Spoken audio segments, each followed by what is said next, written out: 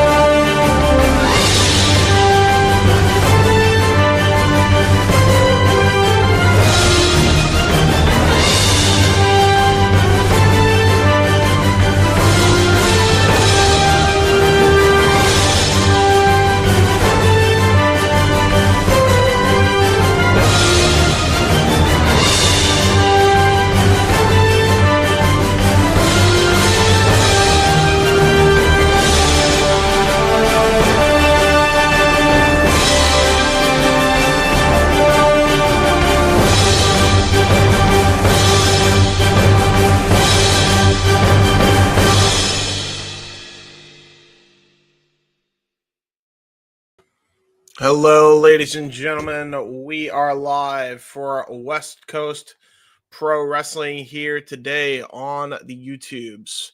I'm not sure if we even... No, we don't. I don't think we have a graphic for this, but I will get one, so it is fine. We are here for West Coast Pro Wrestling Winter Wonderslam, which did take place on December 19th. We are now doing this the day before Christmas Eve. I am your color commentator for the evening, the Heb Man, James Hebert, live, as I am going to make a bit of a graphic here just because why not? And I easily can make it. So there you go. Ladies and gentlemen, here's the deal, right? As I do this, I literally have no idea about any of these people as far as like things go. I like at this point, me doing a breakdown of the matches to me just doesn't make a lot of damn sense. Because like, why if I don't know the people? Like, I literally only know maybe 2 to 4 people on this entire card total. I know Starboy Charlie, and I barely know his tag team partner, and I know fucking I semi-know Thatcher because I don't get to see enough of him at this point. And I know like one other person that I can't even think of off the top of my head. So that's how we're going to do this. And then, yeah, I'm just going to do it graphics like one at a time. So it's how I'm going to do it. It is what it is. I hope y'all are well. Good to see Safet in the chat as always. Pardon me as I go and do this. By the way, I'm going to run an ad while I do this little graphic, okay?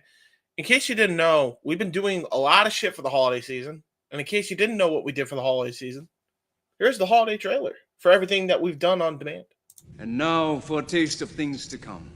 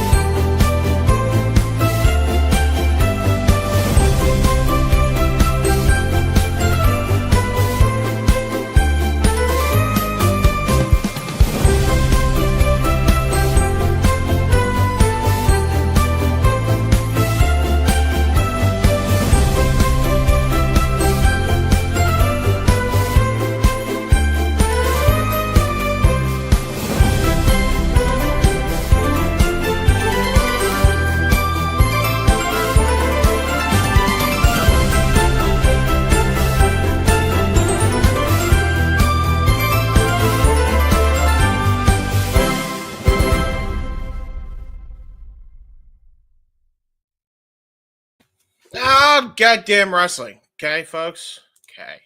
There you go. Happy holidays to everybody. And yeah, let's get this show on the roadses as we have the show ready to go. So yeah, we're just going to do one match at a time and see what happens. So I am starting at 13:39. So that's how we're going to be starting this. Good. Have no idea what to expect here. No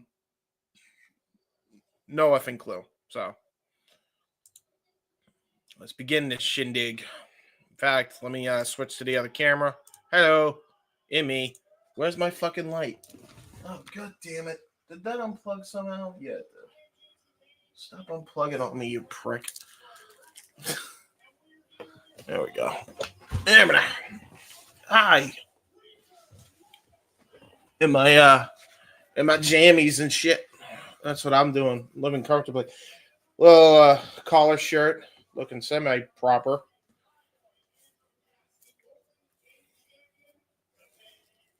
I love that this is taking place near a restaurant. Now I'm hungry.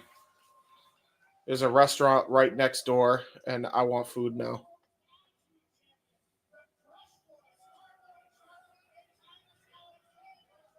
Titus Alexander and Starboy Charlie. So now I know Titus Alexander. I have been put on to Starboy Charlie in a few different shows now for the LA region.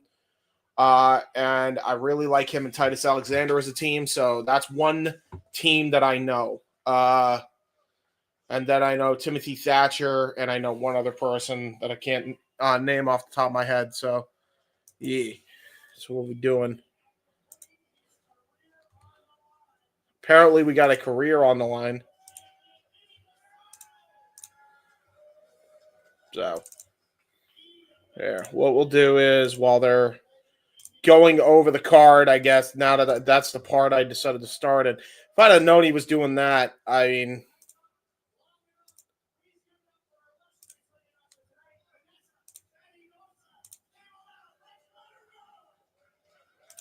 all right, now she's about to introduce the things.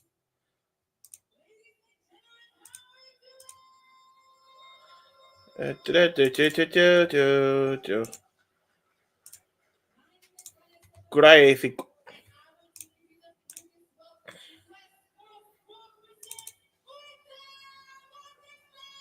1, 2, 3, 4, 5. I believe there's 8 matches total. Unless they added some. 1, 2, 3, 4, 5, 6, 7, 8. 2, 3, 4, 5, 6, 7, 7, and one more. 8. Hi, 8. Okay, so now we got the graphics in here, and now I don't have to worry about them all show. And yes, happy holidays, everyone. Hi. There you go. Actually, I just realized we could do this all day, the whole show, because it's only me. So why not? Ryan is got some last minute Christmas stuff to do, folks. So he will not be with us, which is fair enough. You know, priorities over passions, as we always say here on the SRS. And here we go. Okay.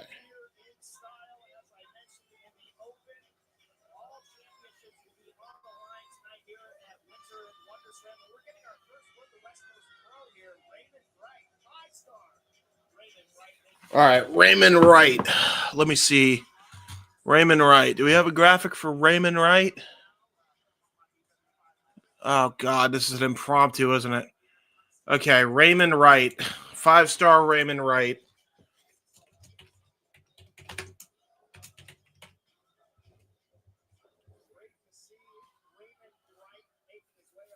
Or is it Raymond or Raymond? I got to look up now. Gotta look up Raymond Wright. Raymond Wright? Pro Wrestling. Keep in mind, folks, it's going to be a little bit late on the curfew, and I don't want to risk screwing my living arrangement up. So it is what it is.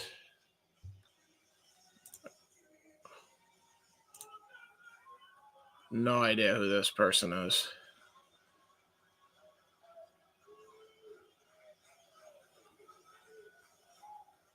He looks like he should be a part of YDMP with the green.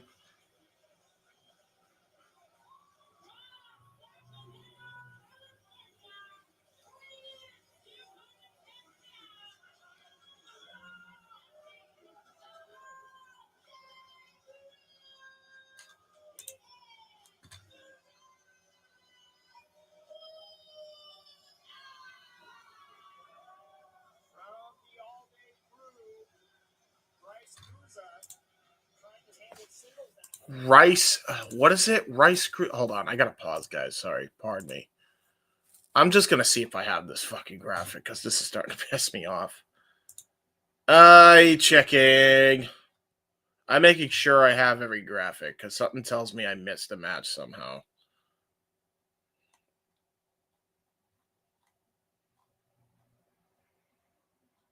I don't think so.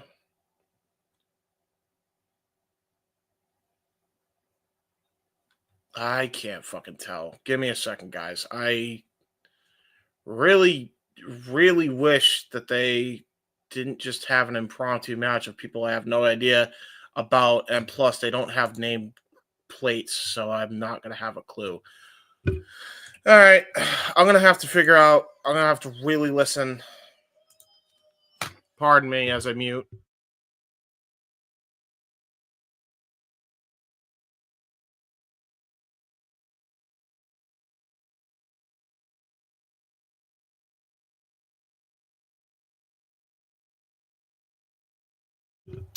All right, I probably butchered the fuck out of this, but I don't care. That's the best we're going to fucking get, so not my fucking problem. There we go. Independent shows sometimes, man. All right, here we go. We got Bryce Cruz, part of the All Day Crew, from my understanding. I believe we were supposed to have a match with the All Day Crew, but I'm not sure everybody was in here. And here we go, underway with the collar and elbow tie-up, headlock here. Starting it off here. Ooh, front face lock here by 5 Star. Raymond Wright. Now an arm wringer here by Bryce.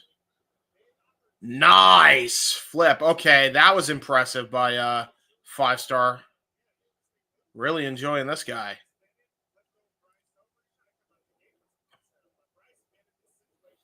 Nice snap nair takeover, though, by Bryce Cruz to get him down to the ground. Definitely don't want to have Raymond Wright go into the agile department from the looks of things. Nice schoolboy, though. He definitely can show he can definitely do some catches catch can. Leg sweep and a lateral press by Bryce Cruz. Raymond Wright goes for an O'Connor roll, gets all of it. There's 2. First near fall of the matchup. Ooh, definitely an innovative hip toss there. Innovative way to dodge the lariat. And now goes for a Mahi straw cradle. Very nicely executed. Only gets a 2 count. Does 5 Star Raymond Wright.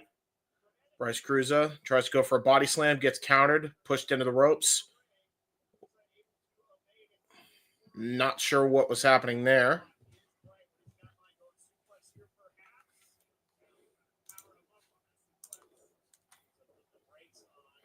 Now another bouncing off the ropes here. Uh-oh, wait a minute. Hang on. Well, there's a miscommunication that I am witnessing here. I'm not sure what's happening. What a big boot. Jesus Christ, Bryce Cruz just stiffed him. Okay. Yeah, right. Cool. Wow. Now a Grizzly Magnum. Okay, they're stiffing each other. I'm not really sure how else to call that. There's what's going on here? 2 count only. Nice back elbow strike by Bryce Cruz. Another lateral press. Gets a 2 count only. Yeah, that was weird as fuck. I ain't even gonna lie. Like that was concerning. Elbow strikes now by 5-star Raymond Wright. Now going to bounce off the ropes again. Nice counter of the punch right to the leg. Nice mule kick there. Lariato, here we go. Drop kick, single leg. There by Raymond Wright. Clothesline. Nice reversal into a Superman punch. Okay. Into a cover. There's two and a kick out by Bryce Cruiser.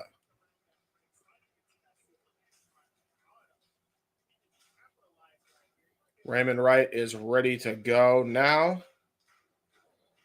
Reverses the lariat. Now got him in a reverse DDT position, possibly looking for the truth or consequences. Got countered.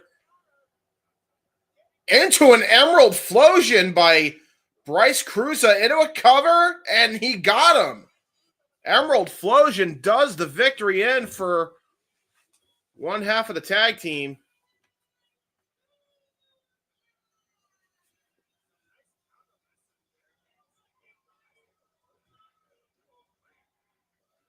Was not expecting to see an Emerald Flosion pick up a win, but that's absolutely what we got.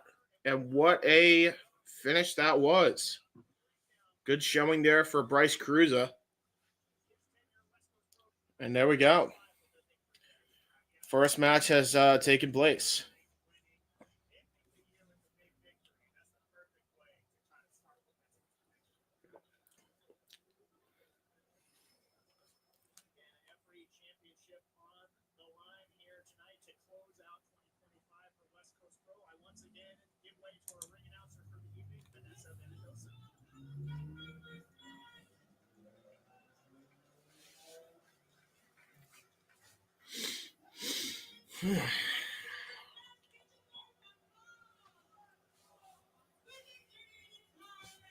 Yes.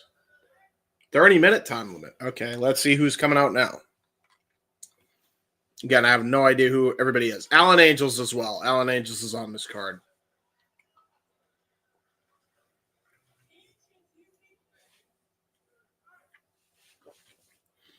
I love that they just, by the way, I love that they're doing this where there's arcade stuff. They got an air hockey thing behind the ring, and they got a basketball thing in the ring. Okay, we got women's action here. Mia Sweets. So I assume this is the match we're about to call. Mina Sweets taking on Miko Alana.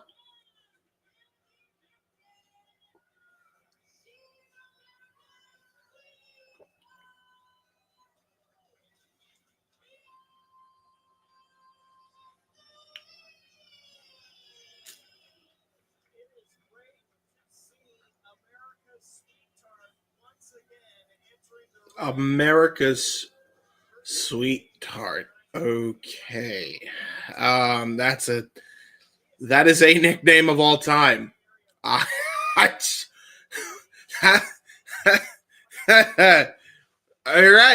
Yep. That's a name. Never heard. I don't know. I mean, listen. You do you. You do you. There you go. Yeah, we'll go wide and then big.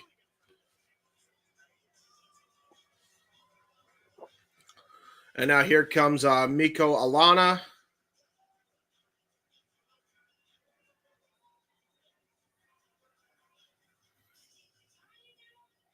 Bro, what a venue. They got a restaurant. I mean, honestly, a show like this is good enough for me. Like, you got a restaurant right next to it? I mean, shit. That's what I want. I'm paying attention to the fact that they got a goddamn restaurant here. Like, I want a wrestling show that, like, right next to a fucking sandwich shop establishment. That would be great. Hell, gives me ideas to do shows, and may hit up some of the indie friends we made along the way to maybe do a Maybe do a show near a restaurante. Bell rings, we're underway. First women's contest of the matchup. We actually, the graphic is still there. That's nice. All right, anyway, collar and elbow tie-up into a headlock takeover by Miko Alana. I mean, you can't miss her name because her name is still there. As Mia Sweets is trying to get back on her vertical base. Up there goes the graphic. Hammerlock here by Mia Sweets. Mia is very sweet. Sweet and whatnot. Very sweet. And apparently she's the sweet tart of America. I noticed she is dressed like a old school waiter, like back in the 60s. Or at least there's some inspired gear there. Like almost like she's from that era, dresses like she's from that era. Good wrestling, though, between these two ladies. Good mat wrestling exchanges. Now both women getting back to a vertical base here as they try to power each other out of their respective holds. The show is 3 hours and 11 minutes, or at least it so says. I think that's not including the timer, so I think it's like 2 hours 50. So, got 3 hours of wrestling action to look forward to, folks.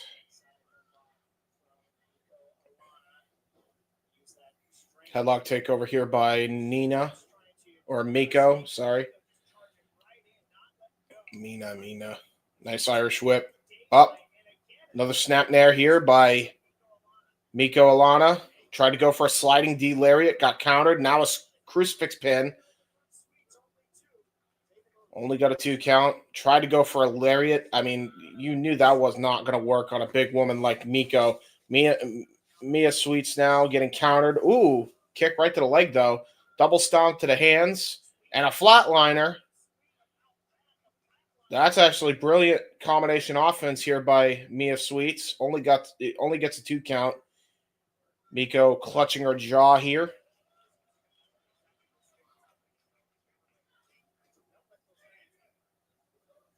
Irish whip.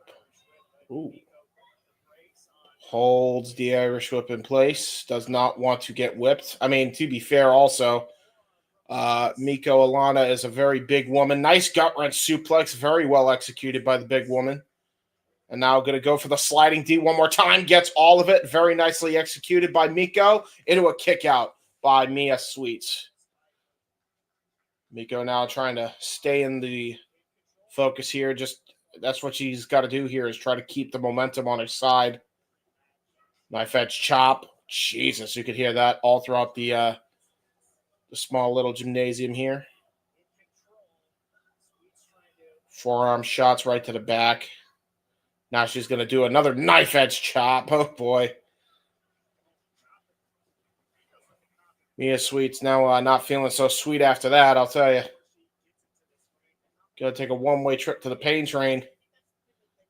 Now an uppercut here. Follow up by Miko. And now Mia Sweets trying to fight herself out of the corner. Miko Alana. Nice reversal into a forearm shiver. Back elbow. And a snap suplex. Brilliantly executed there by Alana. Into a cover and a kick out. Mia Sweets still in this one. Miko still applies pressure. Not giving her a moment to rest. Looks like she's going to go for yet another maneuver here. Irish whip. Ooh, okay. Mia Sweets pulling a little TJP, holding herself into the bottom and top, middle and top rope. Nice swinging neck breaker. Very well executed there. Into a cover and only gets a 2 count after the swinging neck breaker. Little spider clutch to the ropes was not bad in the slightest. Love to see that. Haven't seen that in a while, actually. Good knife edge chop here by Mia Sweets. Gonna go for it again. One more time. Oh, open palm strikes now. Now, ooh, and a grizzly magnum. A little combination of chops. Open palm, knife hand, and grizzly magnum combination there by Mia Sweets. Woman definitely showing she can hit hard. Now shoulder thrusting. Miko into the corner. And now Mia trying to maintain the offense. You can tell she's hurting her shoulder, just shoulder barging herself into the corner. You know what I'm going to do? Oh, she's going for a suplex of her own. I don't think she's going to get that big woman up for a suplex, though. Miko's not going to let that happen, using her lower center of gravity to counteract it. Mia Sweets was going to try to go for what looked like a crossroads attempt, got countered into the short arm lariat, possibly looking for the triple short arm lariat combination. Oh, wait a minute. Double underhook, possibly looking for gory bomb. Got countered into a nice lucha arm drag there by Mia Sweets. Miko into the corner now. Mia Sweets tried to go for a charging avalanche splash. Got countered. And now Miko going to try to go for it again. Picked her up. Here it is. Gory bomb. Got all of it into a cover. Lateral press. And a 2 count. Okay. There you go.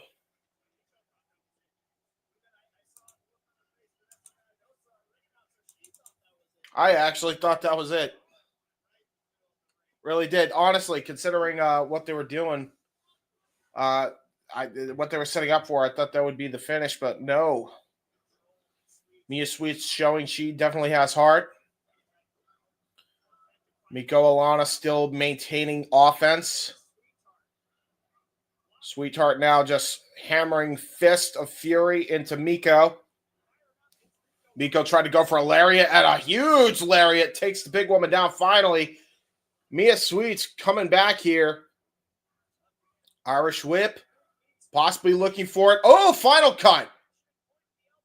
Final cut hit by Mia Sweets. This time a kick out here by Miko.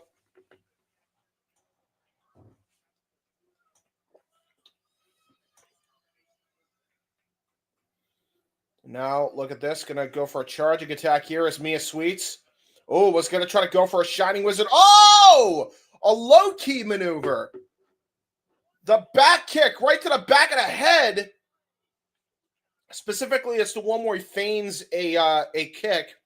He feigns the Shining Wizard, then comes back around with the back kick. That was not expecting that, and she did that perfectly. Only gets her a 2 count, though, for Mia Sweets. Miko trying to get back up here.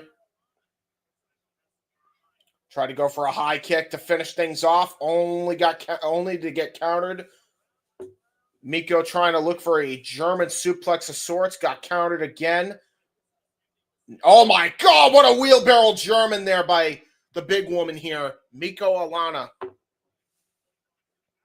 Brilliantly executed here, and this might be all she wrote here. Gonna go for a double underhook. Oh, double underhook pile driver, and that might be ball game, and it is. Miko Alana with a hell of a win and a hell of a statement victory here against Nina Sweets. Miko Alana with a big dub. Good match. Good match, good match.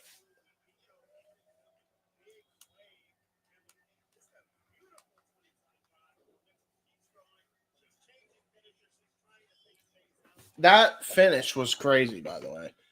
That was a good finish. I've not seen people try to utilize the double underhook pile driver like that. So very nicely done. Can't remember the last time I saw somebody use that, actually. So Miko Alana bringing back a old school classic pile driver there.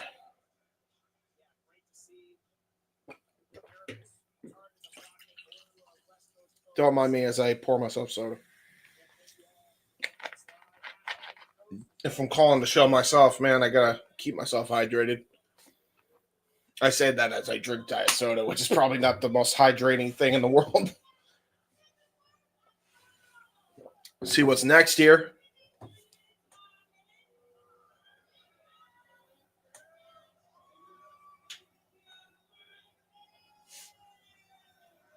Let's see who the what the next matchup is here.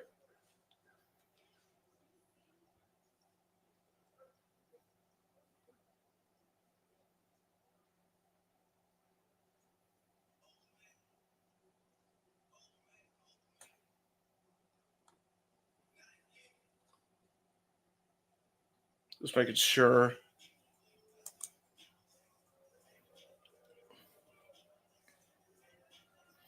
Okay, so we got tag team action here. This is the 6-man tag.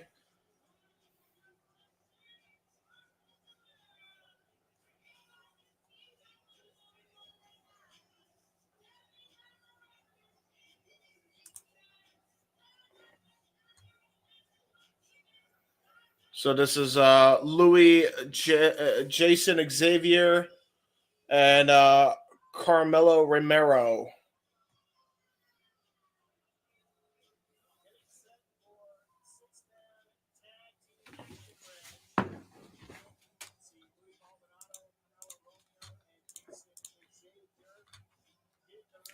Don't know who any of these guys are. So going in here blind here, folks. While I'm at it. Speaking of not going in blind. There we go.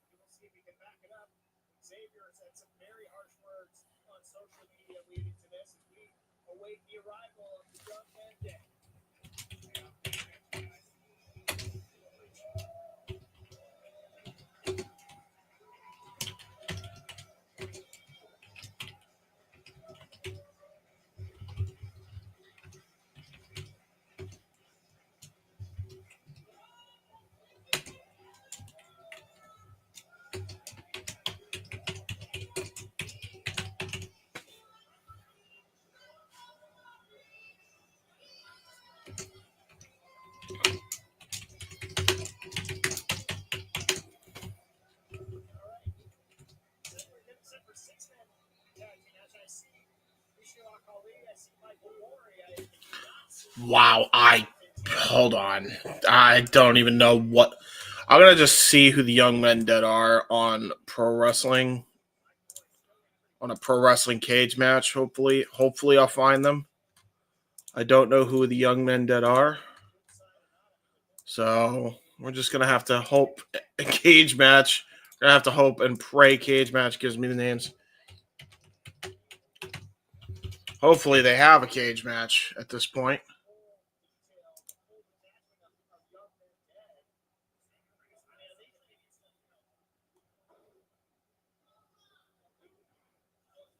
Mm-hmm.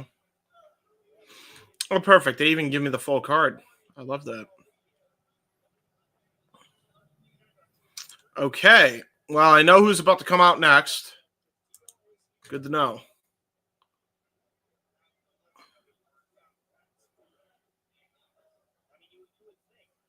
I'm gonna have to call. I think I know who Akali is.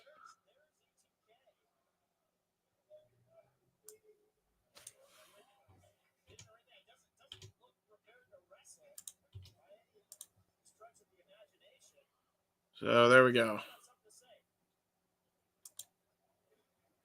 Well, this is who's coming out next. I fucked it up. Scroll ticker. Thank you. That's who we got next. And considering I actually got them, I'm gonna do the smart thing and make sure I have the individuals' names and the upcoming tag match as well. Because to me, that makes a lot of goddamn sense. So I'm gonna do that. Give me un moment, folks.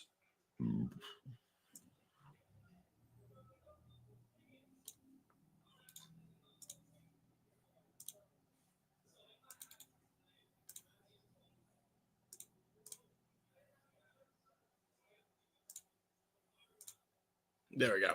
All right, so I have that in there for when it's time for the tag match. And I'll know who is who at least on one team. And then I'll have to make it up as I go with the other team. So, luckily, I think I can figure that out by going to his X.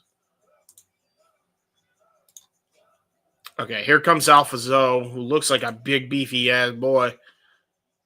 X, Adrian Quest.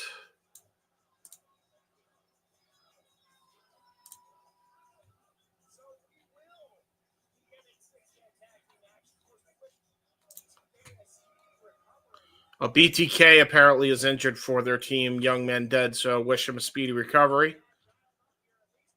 Let's see here. No idea what he's supposed to look like. I think that's him. And then this is this guy. I just have to... Oh, he's a New England Patriots fan. So I already know Ricky Gee. So this will be for the later tag match. I just have to make sure that I know who's who.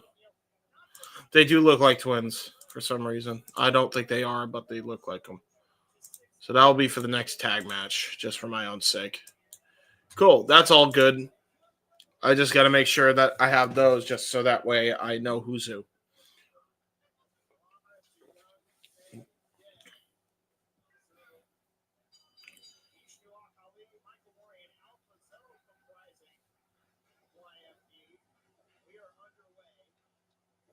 All right, so we're underway here with the six-man action. Nice arm drag here. Somebody really likes Benoit. And I believe that would be I'm not sure who the team is on the other team. Probably do that, actually. Because then I'll actually know who's who. I'm just gonna do that. Might as well. I actually have the card fully up here. And it doesn't give me spoilers or anything. No, none of them actually, except for Alpha Zoe. Alpha Zoe has his own. None of the others have cage match link. Okay. Well. Oh well.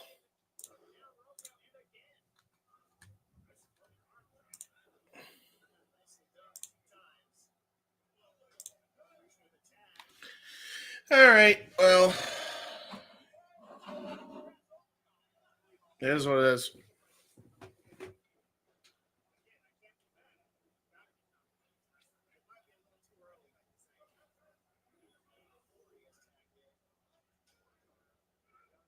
Nice arm drag here by a member from the other team here.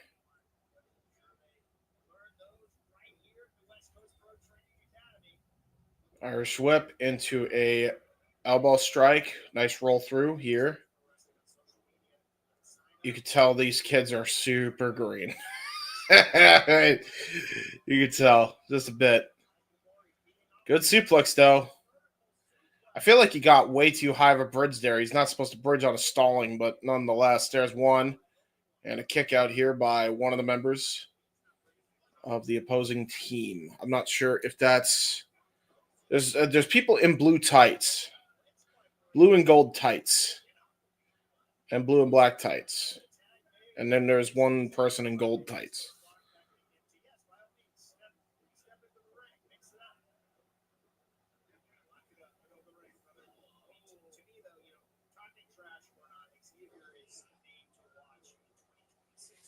So this is Jason Xavier. I believe he's taking on Jason Xavier just getting drop kicked to shit here by I think that's Alpha Zoe. Could be wrong. I don't know who's who. I'm gonna be real. That's gonna be the issue of doing these tag matches. I really am unfamiliar. Here comes Alpha Zoe, though. You can't forget this guy. Hello, Alpha Zoe. And yeah, I believe Jason Xavier just tagged out here too.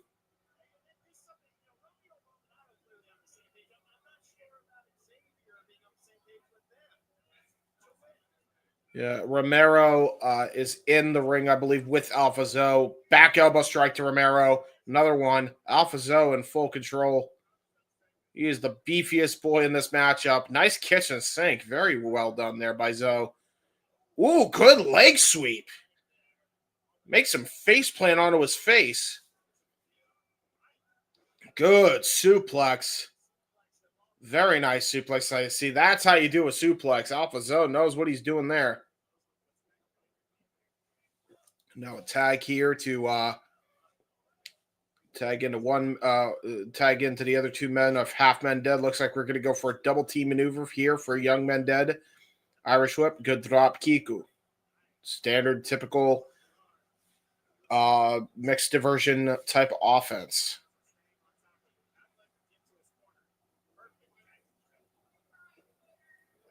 Irish whip now attempted by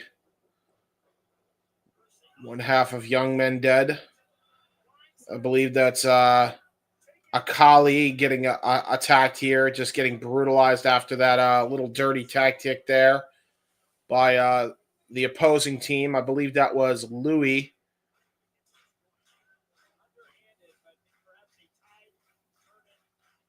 Now Romero is in Romero's in firm control because of that. A little tag team action here from the other tag team in the matchup, I believe.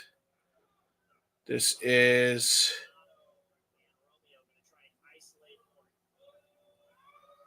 I think that's Jason Xavier.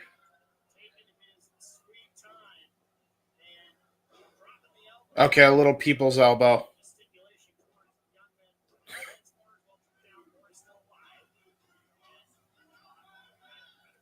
That's Maury. Okay.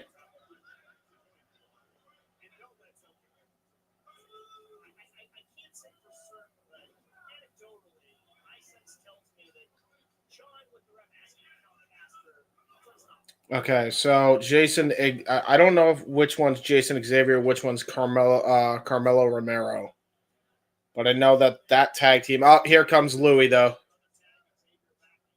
Oh no, that is Xavier. Okay, so the gold is Xavier. I think Carmelo Romero is the big beefy boy, and then the other big beefy boy is a Louie. Nice elbow strike though by Jason Xavier, very well executed into a cover, and only gets a 2 count on Michael Maury. Knee strike right to the small of the back there.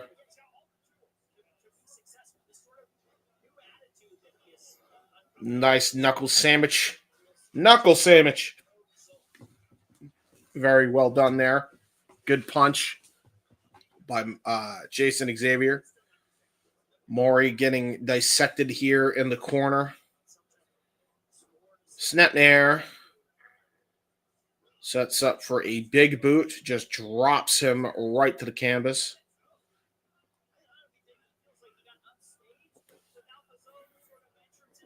Now taunting. He is taunting, and look at this. We do have Xavier. We do have Romero and Louie actually helping out Xavier with a bit of dirty tactics there.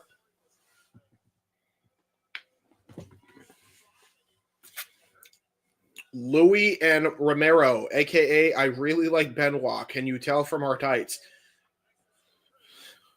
Or I really liked Benoit. I feel like liked probably be more accurate. Oh, look at this, though. Maury trying to go for a tag in to Akali, but gets a vicious spine buster. Brilliantly executed there. Only gets a 2 count, though, does Xavier. And you can tell Alpha Zoe was ready to break it up if he needed to.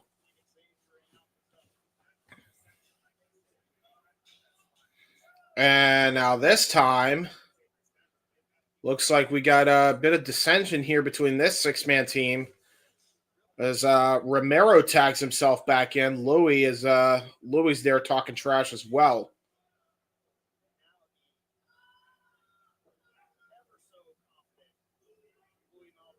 Oh, that's Louie. Yeah, I knew that was going to happen. All right, well, that's Louie now. Now I know that the gold short Benoit tights are Louie. So that is Louie. And the other one that's on the apron is Romero. Got it. Now I know who everybody is. It only took me 20 years to figure it out. Nice up kick, though. And now a tag into Alpha Zoe. Not even a tag into his partner, Akali. A tag into Alpha Zoe. Dodging the lariat. Hell of a leg kick. Oh, my God. Pump kick. Yeah, this guy's... I like Alpha Zoe already. We need to see more Alpha Zoe. What an Ushigoroshi. Great Ushigoroshi by Alpha Zoe. Alpha Zoe kind of did an attitude adjustment into the Ushi. Right over the knee. And now here comes Louie. Gets belly to belly here by Akali. And a nice calf kick takes out Carmelo Romero. And a hell of a brutal lariat. This might be all she wrote, dude. Yeah, that was all she wrote there. That was all she wrote. Great combination offense. As Alpha Zoe and Young Men Dead pick up the win. Alpha Zoe honestly impressed me the most out of anybody in this matchup. We need to see more of him. Not just in West Coast Pro, but anybody. GCW, DPW, if they come back next year. Fuck me, man. Anybody. Legitimately, I would love to see Alpha Zoe in any independent right now. Honestly, Alpha Zoe and LeBron Cozone, please. In any of these shows. And you got my money. Alpha Zoe and fucking Calvin Tankman. Make that happen.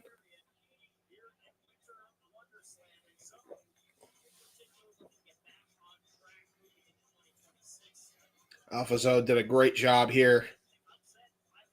Alpha Zoe versus Doug Malo, too. That could be a great matchup. Good match overall. Very impressed.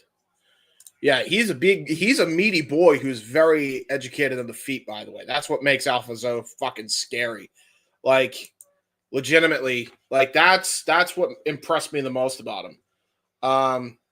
Everybody else I could have taken or leaving, I'll be real. But Alpha Zoe was the one I was impressed with, like, incredibly. So I would not mind seeing him more. Alpha Zoe, I will be recommending to people because he really maximized his minutes in that ring tonight.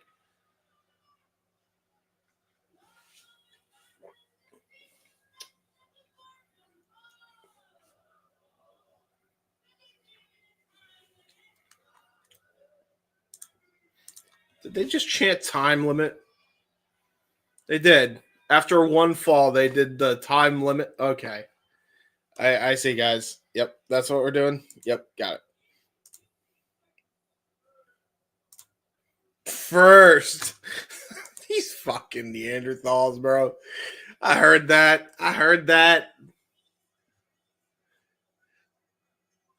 See, somebody's going into the restaurant. They're doing it. They're going to get food. Make me hungry.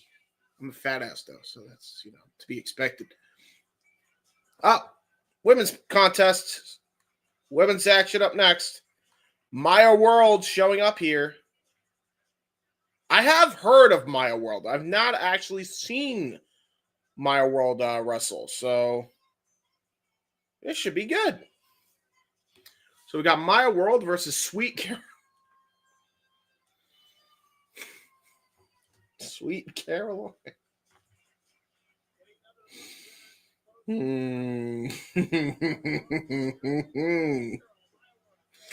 Let me guess what song she comes out to. I think I know, but let's just see. I'm gonna wait. Hang on. Let me take my headphones off. Why do I even have my fucking headphones on in the first place? What's the point? Let's hear. What we got?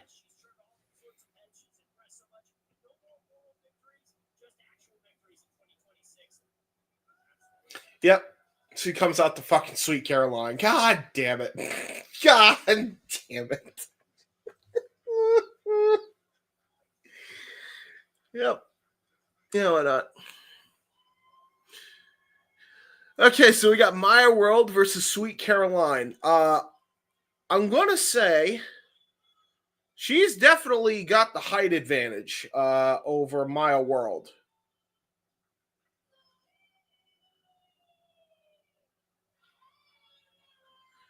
Her nickname is 2. So it's 2 Sweet Caroline. Okay. God damn it.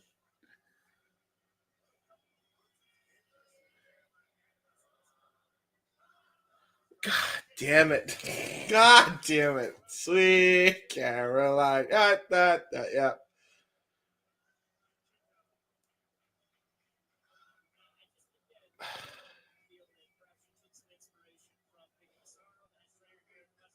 Well, she's definitely a former cheerleader, just judging off of that. So I now know she's a cheerleader. And hey, Jayas don't hate it. I'll tell you that right now. Bell rings underway. Maya World, Sweet Caroline. I'm actually, you know what? I'm actually intrigued with this match. We start off with a show of respect here between Maya World and Sweet Caroline. Chance for Caroline. Maya World gives a little handshake. I mean, or a little clap.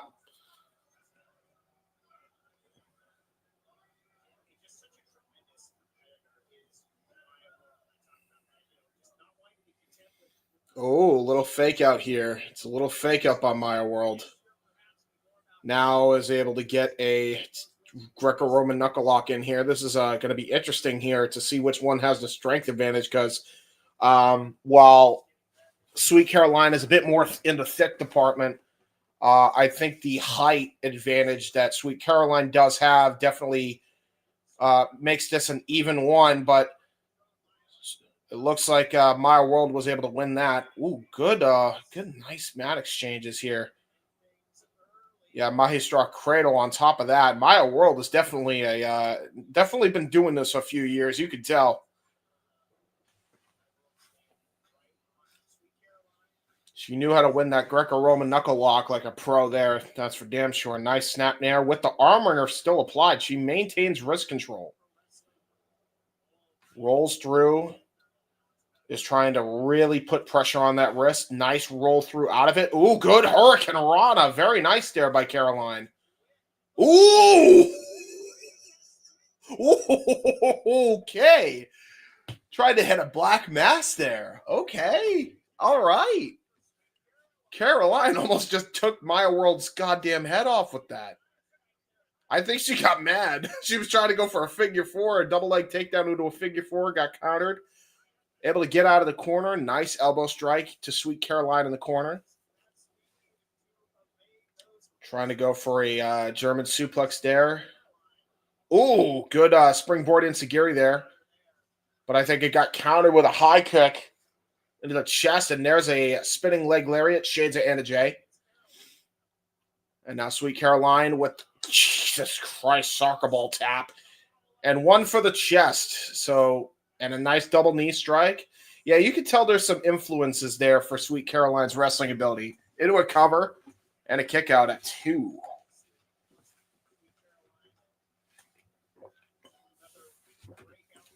Sweet Caroline definitely showing she's got a bit of a martial arts background as well as a cheerleading background. So definitely an athletic young lady to say the least. Looked like Maya World was going to try to go for a full Nelson facebuster and then got countered. Caroline was actually trying to go for a double stomp. Uh-oh. Oh, no. Yeah, that was... Oh, my God. What the fuck?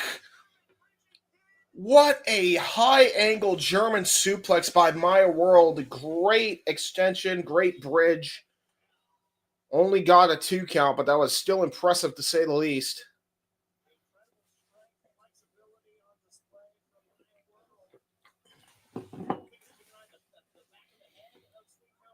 And now look at this. Maya World. Just going to leave her. Oh, now she's kicking her while Sweet Caroline is just draped over the middle and top rope here. Unable to really defend herself. Maya World. Another kick. That's 3 kicks in a row. What the hell is she trying to do now? Oh, she's just trying to toss her out of the ring, possibly.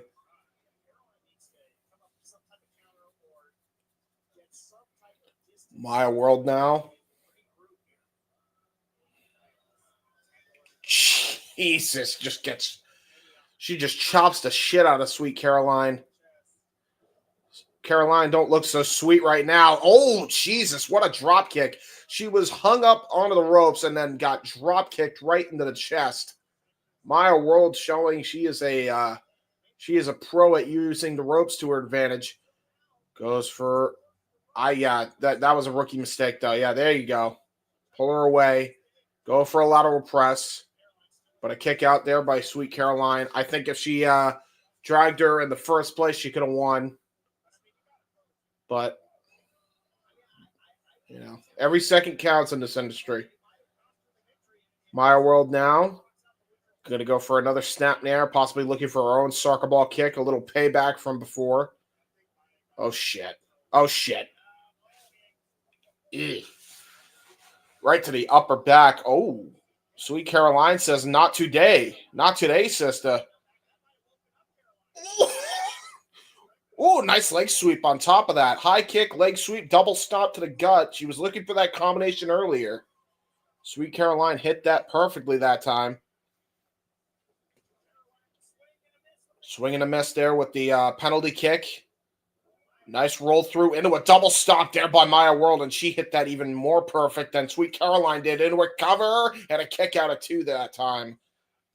But look at that. Oh, she's trying to go for the crossface. Maya World goes for the crossface.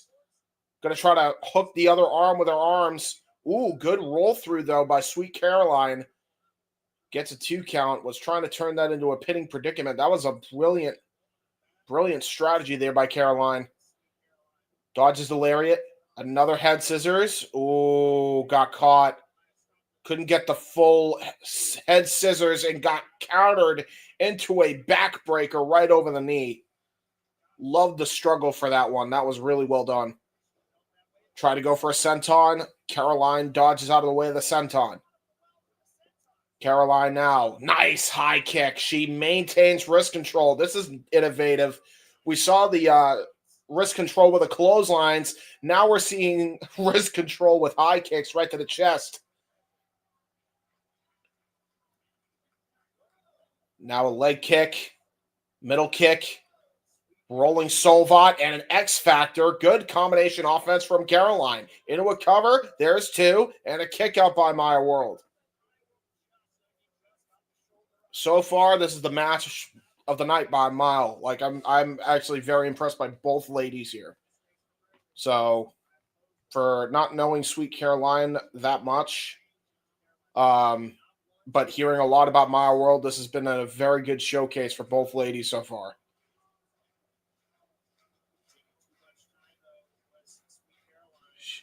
Oh, wow. Look at this. Looks like Caroline was going to go to the top rope for some reason. Nice. Knee right to the gut while she's hung up on the top rope here. She was trying to go to the top rope for something. Maya World cuts it off at the pass. Uh-oh. Maya World now. Possibly looking for a suplex. A superplex from the top rope. Incoming, possibly. Sweet Caroline trying to punch her right in the gut to stop whatever maneuver she's trying here. Slips through. Ooh. And that's not good for Maya World. Now she's in the tree of woe position. And the martial arts background coming into play here for Sweet Caroline. Jesus. This could be bad here because we've seen her do the double knees here. Could she be looking for a meteor while Maya World is in the tree of woe? Ooh. Open palm strike, though. Ooh, one returned in kind by Sweet Caroline. This is not good. Oh, this is not good. Ooh, double stop. Double stop by Sweet Caroline while she was in the tree of woe into a cover. There's 2 and a kick out by Maya World. Hello, Charles. Good to see you. Not too bad. I got to tell you, this is a great match. This is a really good matchup. These ladies are doing great, actually.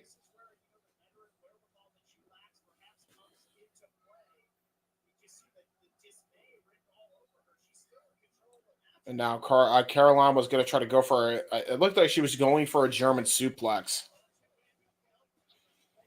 But Maya World was able to push her into the corner. Oh, man. Again, those... Jesus, bro. Those educated feet really could... If she could go faster... Great pinning combination by Maya World, and that gets her the win. The high kick and spinning back kick. Here's the thing. This is where I think Maya World has more experience than Caroline. So Caroline was trying to go for kicks. She was way too slow with them. It's like she was hesitant to go full force with them, full speed, because she's not used to doing it in like a wrestling ring yet. The minute she can, man, I'm telling you, she's going to be one to watch out for. That's like the only criticism I have. Otherwise, this has been the best match by a country mile. Great match between both ladies. Maya World, Sweet Caroline showing respect after the bell.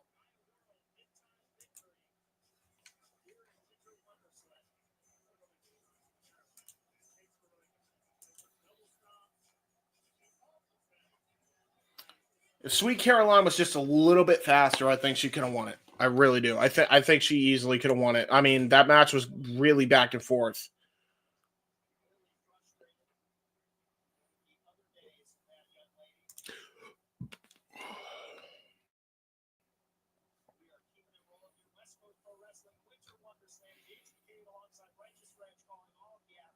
I'm just going to skip here. I'm going to skip to 111.47. Because some of these are just like dead arrows that get set up for the next matchup here.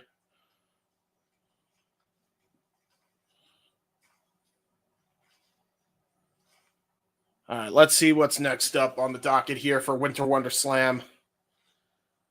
Huh?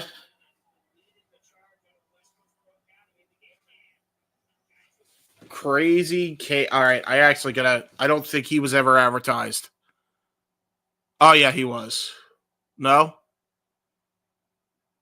Yeah, he definitely wasn't. Okay, yeah. Let me write him down because there's actually a goddamn nameplate. I'm gonna write this down. Okay. So let's do this. Crazy.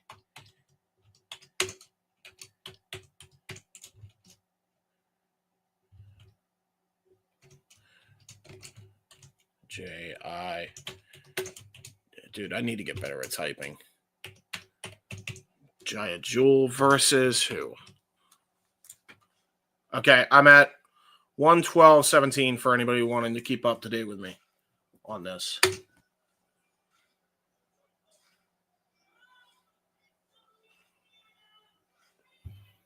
Jiah Jewell coming down to the ring, the Crazy Cajun. No idea who he is. But I'll tell you right now, he looks like a smack 2-pack of ass. Like, Jesus Christ, you can tell he's from the bayou.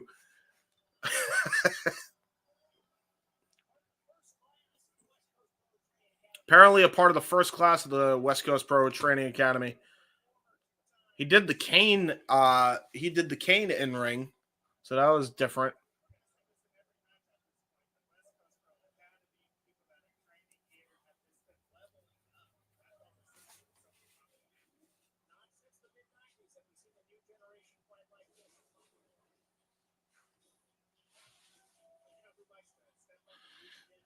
All right, let's see who's next.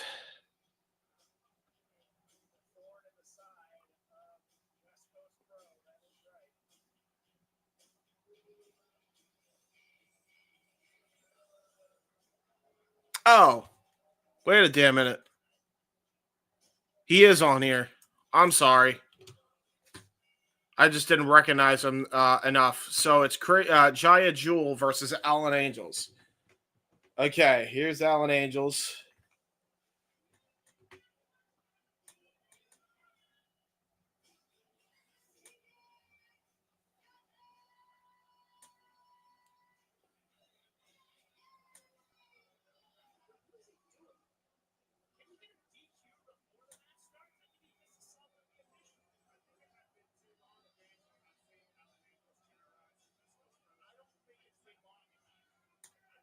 Well, Alan Angels has definitely been on a great renaissance run since leaving AEW. We know all about his his trials and tribulations since leaving the company, but also his successes more than failures. Damn sure, that's for sure. A part of the conglomeration and the collective of DPW, West Coast, and Prestige. He actually was the, I believe, the longest reigning Prestige World Champion. So this guy is definitely no stranger to gold. Actually, one of his infamous matches was defeating Evil Uno. That was some big shit. And now look at this. Trying to replace the sign, trying to sign. Alan Angels really likes to rip up signs, though. All right, so bell rings were underway. We got Jiah Jewell versus Alan Angels here.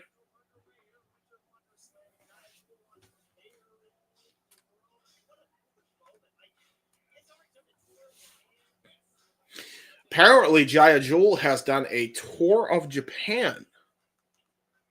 Interesting.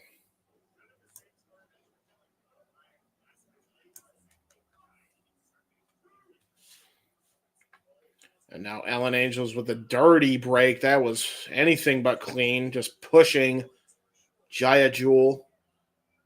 I'll tell you, definitely in the height department, definitely gives Jiah Jewell the advantage, which means he's got good reach as far as getting to the ropes, especially in this small of a ring here. Nice hammerlock here by Angels. Angels, nice arm ringer. Jiah Jewell is in trouble as he gets crucifix pinned here. Definitely outmatched here. Holy palm strike from hell. He is toying with Jiah here. Yeah, he's trying to get him frustrated to go for haymakers. Got caught with a spinning solvat there. And Jiah Jewell just getting knife edge chopped right to the ropes. Irish whip. Tried to go for a Kaleri at that time. Ooh, good springboard into an arm drag. Very nicely done there by Jiah Jewell. Tried to go for a fucking martial arts kick out of the schoolboy. Was not able to get it. Reverses the Irish whip. Oh, wait a minute. Ooh, definitely innovative take here on the shoulder tackle here by Jiah Jewell. Yakuza kick brilliantly connects flush onto Alan Angels and a tornado DDT into a butterfly suplex. Brilliantly done. And only gets a 2 count, but still an impressive move nonetheless. Tornado butterfly suplex out of the corner. Very nicely done. And now here we go. Apparently one of his favorite moves in wrestling, the gator roll. He was looking for the gator roll. And Alan Angel says, no thanks, buddy. Time out. And now the people in the restaurant even booing Alan Angels here. You know, I got so many location ideas. I gotta talk to my local indies because I got some good ideas up here, and I want to try to do some. I love venues like this, and I have a couple ideas for venues for a wrestling show. I ain't going front. Nice snap that back there by Alan Angels when it looked like Jiah Jewell was going to try to come back into the ring, but got snapped back on the top rope. Alan Angels is no stranger to winning championships. He's been everywhere since leaving AEW. He's been at TNA. He's been at Prestige. He's been at GCW, Deadlock Pro Wrestling. Nice jackhammer suplex in the cover. Only gets 2 count. Very nicely done by Angels. Comes out of the Nightmare Factory Wrestling Academy. And since then has been getting a lot of work, showing that he's definitely a crown jewel here in wrestling. Hell of a striker as well. We were talking about strikes earlier. Can't think of a better striker than Alan Angels at this moment right now. I will say, though, Jiah Jewell is tough as nails. Knife edge chop to shit here. Another one. Oh, my God. Dude, he backhanded him. Jesus, he backhanded him. And I think that just pissed Alan Angels off because he just pimp slapped the shit out of him. That's exactly what happened. There's no other way to call that. Irish whip here by Alan Angels. Ooh, but brilliant counter there, keeping himself on the ropes. Oh, but Wow, yeah. See what I'm talking about? This martial arts background of Alan Angels is something you don't want to mess with. Into a fisherman buster and only gets a 2 count. That leg kick into the fisherman buster was lethal. Lethal. And now Angels is back in firm control here.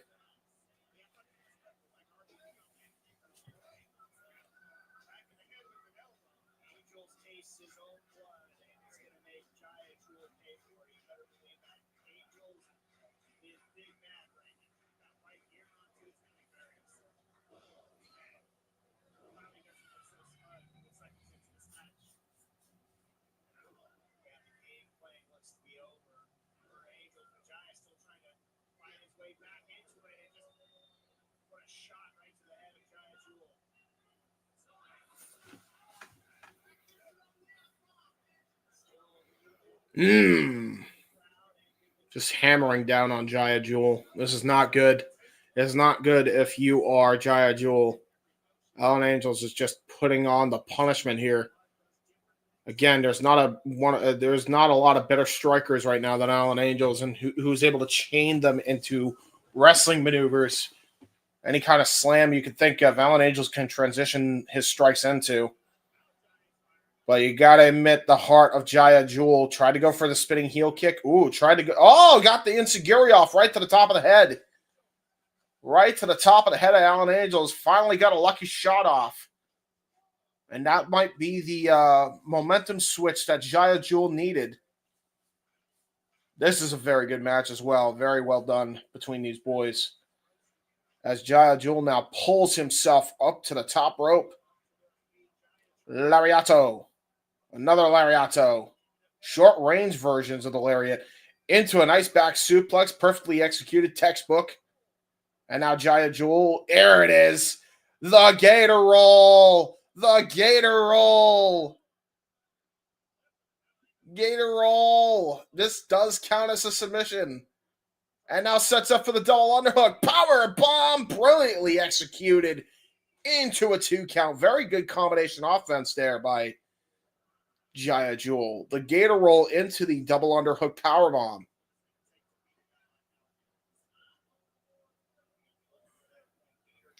And now look at this. Oh, what the hell? Is he looking for a burning hammer? No, gets countered. Don't know what he was going to go for there, but gets O'Connor rolled for his troubles. But able to kick out. Ooh, tried to go for a lariat. Got countered. Uh-oh, Angel's Wings attempted and gets back body dropped for his troubles. Both men countering each other's finishers. Uh-oh. Jiah Jewell gonna go for it. Oh! Torture rack into a slam there, into a cover. And damn near gets the win with a 2.99. I honestly thought he was going to go for Burning Hammer, but instead just goes for a torture rack into an Olympic slam. And now Jiah Jewell with a vicious forearm. He's definitely got Alan Angels on the ropes now.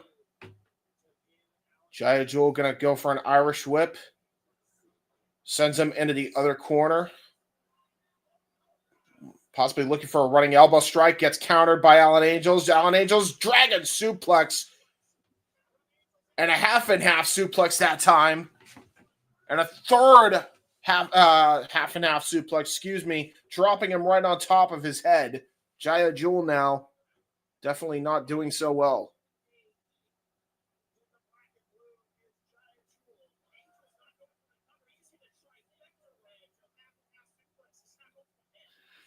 I think Alan Angels should have gone for the pin if I was him.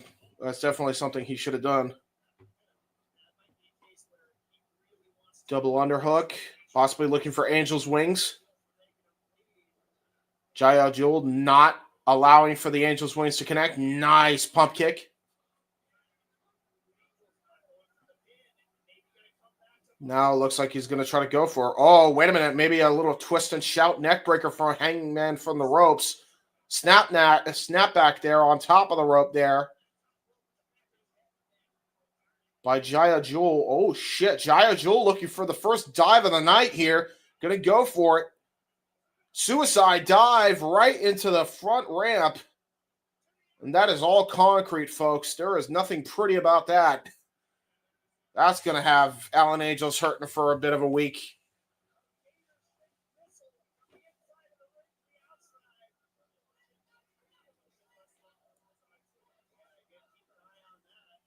The Crazy Cajun in firm control here.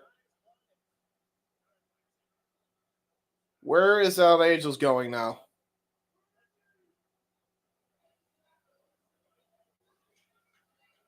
Where is Alan Angels gone? Where has he gone?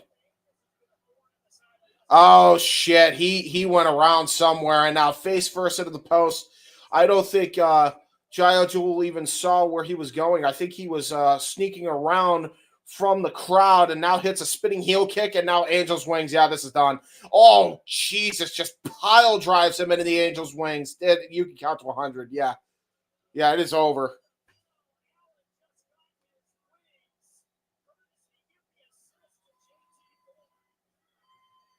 Oh, JT Thorne, I guess a rival here of Jiah Julz, was the one distracting him for Alan Angels to then take advantage and go to the go sneak across the crowd there.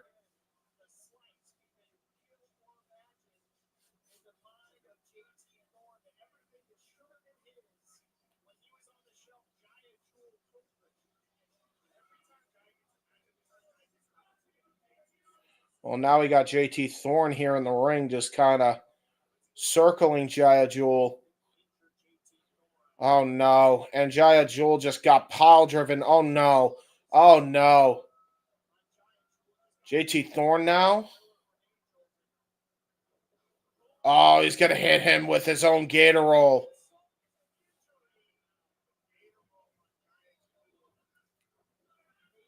Now he's going to go for...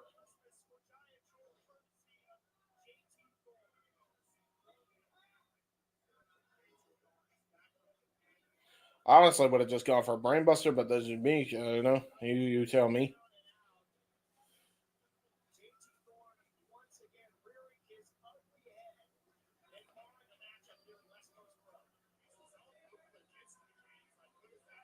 JT Thorne, big Angie. JT Thorne, very big Angie. Goes to the back as Jiah Jewell is left in the middle of the ring. Crowd still gives him a, I would say standing ovation, but everybody's seated. But still an ovation. They like him. They do like him. So, let's see. What's next? Okay, another intermission. So we're going to skip past the intermission. There we go. Okay. While they go through the entrances for the next matchup, just going to get myself a drink real quick. Here's what's upcoming for the Simply Reliable Studios watch-along schedule, folks. And now for a taste of things to come.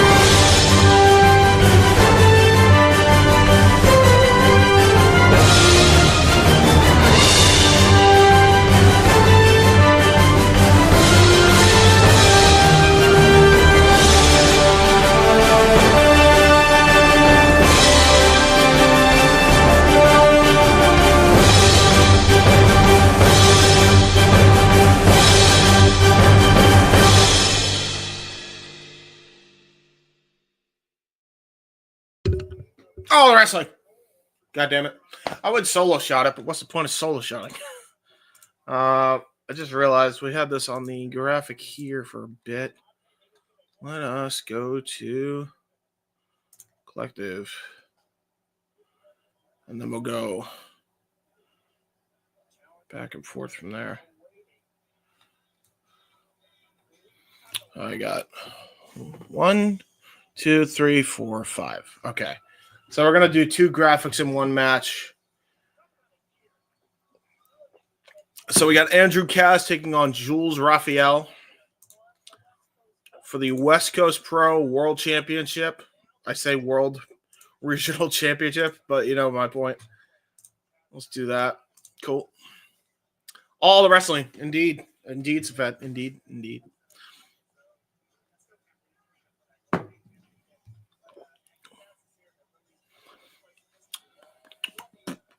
By the way, happy holidays to everybody. Apparently, this dude, Andrew Cass, has won a trophy. Oh, this is the Golden State Championship. So this is the West Coast Pro Golden State Championship.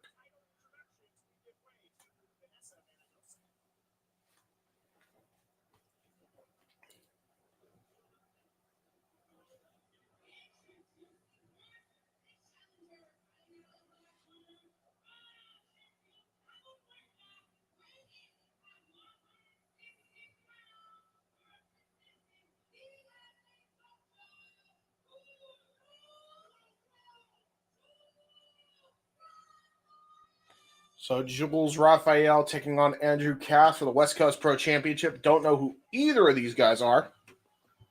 But hey, we will find out who this is. Why is the lights all dimmed now? That's my question. Because the lights are off. And it's very dark in here. The lighting is not fantastic right now.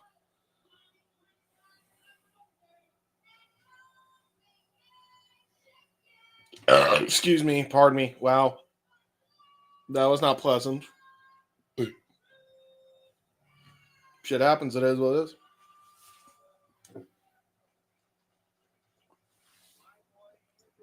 I did have dinner like right before I got on the air, so you know. It was a pretty beefy dinner, if I do say so myself. Final show of the year for West Coast Pro. And this is our first show calling for West Coast Pro proper. I think we did one other West Coast Pro show, but that was more of a kind of a joint effort between them and Prestige and Deadlock. So I think this is the first fully like West Coast show, like fully West Coast and whatnot. So.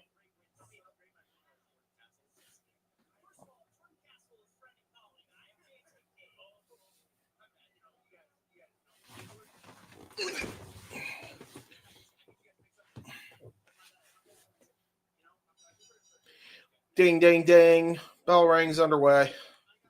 Golden State title on the line. Andrew Cass and Julz Rafael. Real quick, I'm just going to tell you guys the time code that I'm on because I skipped the intermission. I'm at 150.42. So anybody that wants to watch and keep up along here.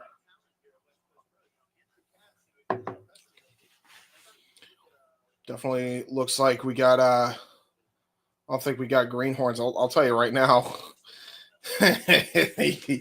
We got some white boys here. Some skinny ass white boys. Andrew Cass and Julz Rafael. Now I will say, whatever you do, Andrew, whatever you do, since you have Cass, don't get in the way of your own Tron and point your finger up. Okay, because that could be bad, and you might be covering up the C in Cass. And if you're big Bill fans, you know why that's a bad idea. Anyway, I digress. Another looked like they were trying to go. Oh, he was trying to go for a fake out there. That was a very good fake out there by Jewell. I think that's Andrew Cass there, or no, that's Julz Rafael. No, that's Julz Rafael who just countered it. A great counter from an arm bar into a fireman's carry. Very nicely done. Good armor here by Julz Rafael. Ooh, okay. Arm wringer into a chin lock variation. And look at this, though. Good headlock takeover counter. Okay, here's some catch can that I can get behind. I'm liking this. Good single leg takedown. Ooh, good single leg takedown counter. Sometimes it's just the small things. When you could do shit like that, like do holds like that and transition from hold to hold, just subtle things like that. You know, you catch my attention. Good elbow strike, just keeping pressure on the leg is Julz Rafael as Cass screams in pain.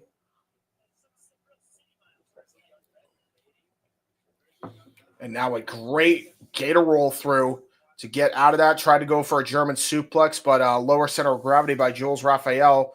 So that leaves Cass to try to go for a headlock. That gets countered by Julz Rafael into his old headlock. Duck down. Leapfrog. Ooh, was going to try to hopefully go for something else, but Julz stopped the momentum of the run. Nice roll through out of the corner. Springboard. Ooh, into a leg lariat. Very nicely done there by Andrew Cass.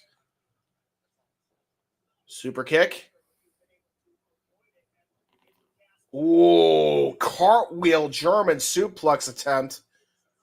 That was very impressive if he could have hit that, but Julz Rafael sensed it coming, used his lower center of gravity again. Now elbow strikes into the corner. Back elbow strikes, now the front forearm shots. Very nicely done. I'm already liking what I see out of these two, to be honest. As far as from a pure wrestling standpoint, this has been the best match as far as like hold for hold goes. Good hand strike. Now we're getting into some strong style. I believe Cass comes out of the LA New Japan dojo as well, by the way. So trains there quite a bit. And you could tell because that hurt my chest. That hurt my fucking chest. Ooh. Test your might. Mortal Kombat. Forearm shiver here by Julz Rafael. Irish whip. Andrew Cass. Nice shoulder tackle to counteract it. Nice shooting star. Brilliant shooting star. Good capitalization on a downed opponent. He hit that perfectly from the standing position. And now an Irish whip. Forearm shot. Going to go for another Irish whip. And that time a knee strike right to the gut. Andrew Cass now possibly looking for another one. Oh, was going to go for another shoulder tackle. That time got countered. Nice avalanche splash into the corner by Julz Rafael. Good neck breaker. Textbook, classic, old school neck breaker. And now he's going to the apron, possibly looking for a helo over the top rope. Shout out Eddie Guerrero into a cover. There's one. There's two. And a kick out there by Andrew Cass. Good matchup here so far between these two.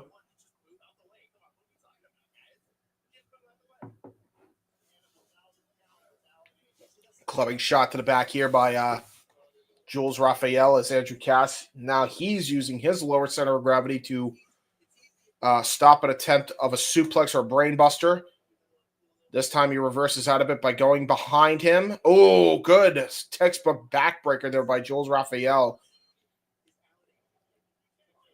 Was able to counteract whatever he was going to go for. Andrew Cass was looking like he was bouncing off the ropes to hit some sort of athletic maneuver and got countered into that backbreaker, completely stopping him in his tracks. Now he has got a chin lock, transitions that into a front face lock.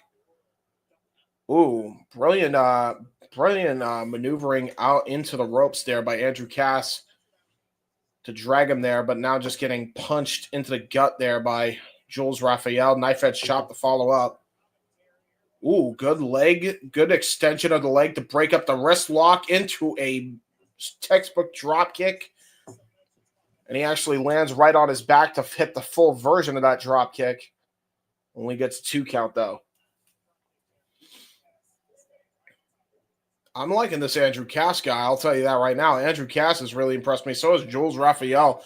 We got to see more of these boys here in the independent scene. Definitely names I'm going to write down going forward.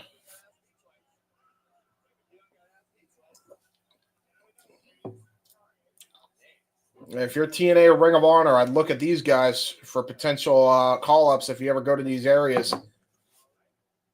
I'll tell you that right now, because these guys would be great. Get some really good matches out of them.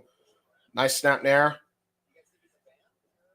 Good knee strike right to the lower of the back, and great drop kick right to the top, right to the back of the head.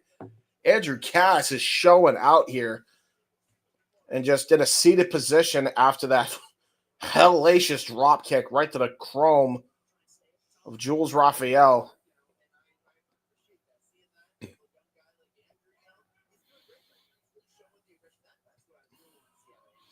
Ooh, little stretch muffler action here now by Andrew Cass. A inverted stretch muffler here. Shades of Eddie Kingston to a degree.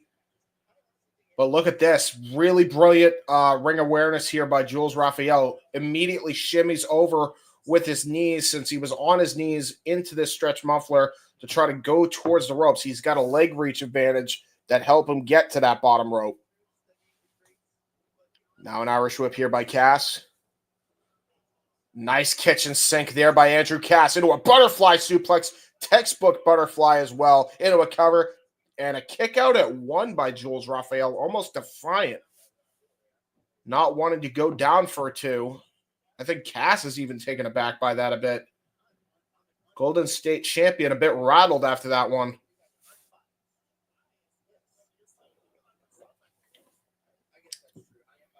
Yeah, I came in here knowing nobody, and I left with a lot of people I was impressed with. So, I'll tell you, very glad I did this show. And we got a great title match out of it, too. Andrew Cass, Irish whip, gets countered by Rafael. Great backflip counter. Little Danielson action here. Oh, but a great cutoff. Great cutoff there by Julz Rafael. And now into his own comeback. You can tell these guys are a fan of CM Punk and Bryan Danielson. You know how I can tell? They took their comebacks. They took their comeback movesets. I immediately could tell. The clotheslines into the calf kick, the backflip, and he was going to go for the elbow strike. That's how you could tell. Oh, good stop of the lariat, and then hits him with a rising knee strike, just absolutely dropping Julz Rafael to the ground. Now going to go for a... Oh, he was going to go for a bulldog. Got countered with a blue thunder bomb. That was insane. That was an insane blue thunder bomb. And now look at this. Going to try to combo that into a possible brainbuster attempt. Oh, no, Falcon Arrow. Neither of these moves can get a pin cover. Can both of them get a cover? And the answer is no. But very good combination offense regardless here by Julz Rafael. Blue Thunder Bomb into the Falcon Arrow. Only gets a 2 count.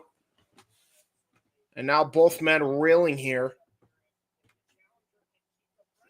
I think that rising knee strike from the corner earlier has definitely rocked Julz Rafael. He was going to try to go for a zigzag. Danger zone. Oh, what a super kick. Andrew Cass countered the danger zone, but got caught with a super kick instead. And now it looked like he was going to try to go for a leaping DDT. Got caught in a fireman's carry. And a detonation kick by Andrew Cass. Shades of TJP. And now he's going to set him up for a top rope maneuver here. Going all the way to the high rent district is Andrew Cass. What a 450 splash by Andrew Cass into a cover. There's 2, and it is over. What a match. Okay, these two impressed me the most. This has been the match of the night. Easy. These guys have a fucking great future in wrestling. Watch out for these two going forward. Andrew Cass, Julz Rafael, knew nothing about them going into the match. Want to see a hell of a lot more of them coming out of it. I got that with a few of these matches too. That Cajun guy came in. Alan Angels though. Alan Angels was about to ambush Andrew Cass.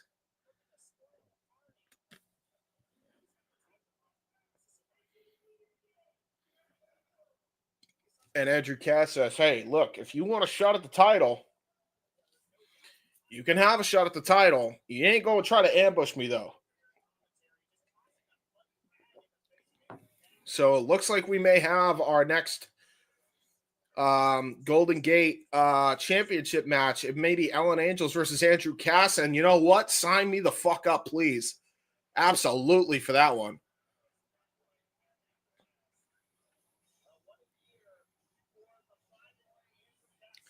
Flyboy Andrew Cass. Hey, you know what? He had a hell of a 450. Certainly deserves the name Flyboy. Good fucking match. Really good match.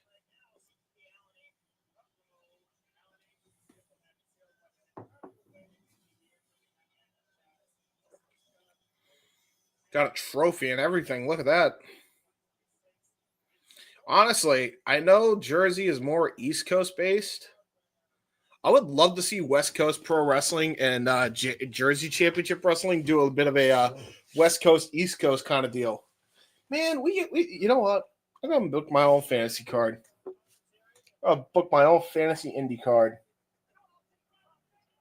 and I will give the idea to Brett Lauderdale and whoever wins West Coast Pro to make it happen. I even got the name for the show. Coast City Kingpins. That could be the name of the show.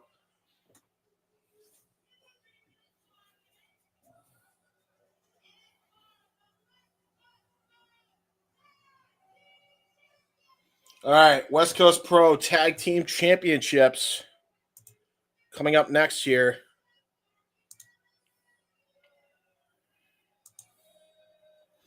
So we got the Crush Boys, Starboy Charlie and Titus Alexander versus Los Suavaquitos, Adrian Quest and Ricky Gee. No idea who that team is. I know all about the Crush Boys.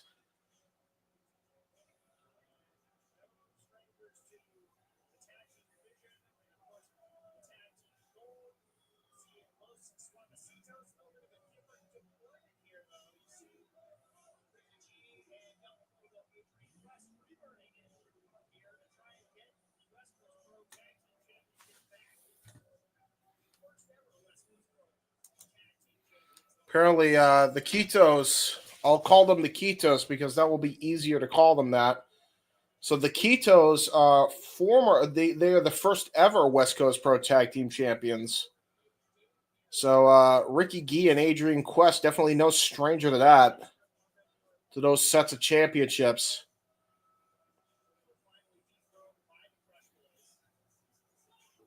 You can definitely tell they are. There's a lot of influence of Los Guerreros, possibly a little Rey Mysterio. I only noticed that because one of the Citos was doing a little Father, Son, Holy Spirit deal, which is a trademark of Rey Mysterio.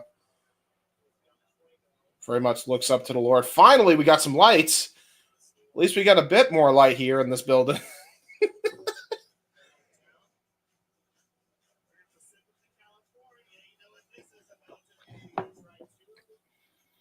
And here comes the Crush Boys. Starboy Charlie and Titus Alexander. As much as I've heard great things about the tag team, I have not seen much of Titus Alexander. I think I've seen one match of his. I'm pretty sure. So good to see another match of these. I do remember the last time I called the West Coast Pro Show, the current tag team champions were Cowboy Way, which was Thomas Shire and one called Manders. I assume the Crush Boys are the ones who dethroned Cowboy Way, which is not an easy thing to do. So for Starboy Charlie and Titus Alexander to do that, you have to be a hell of a tag team to be able to pull that off.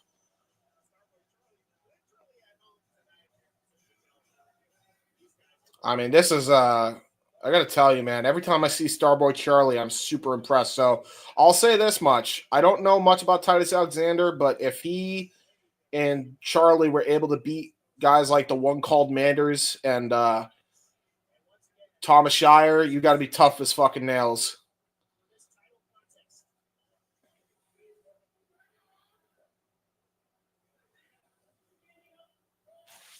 Should be interesting, man. I'm looking forward to this. Like I'm a sucker for tag team wrestling, especially if it's good, and I do notice that these teams look like they're pretty good here.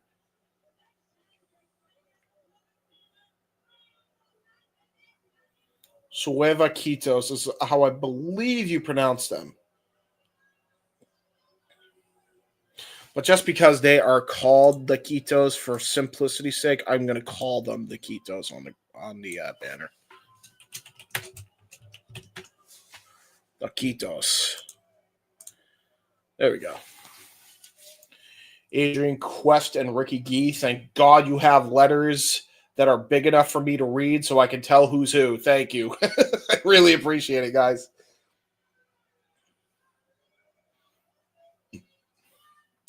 Bro, Starboy Charlie is fucking built like a brick shit house for how athletic he is. And, don't sleep on Adrian Quest either, bro. These guys are studs. I'm actually kind of low-key hyped for this match. I'm not even going to lie. Like, I don't know why, but something tells me we're going to get something really great out of these four men. Great tag team match I think we're about to have here.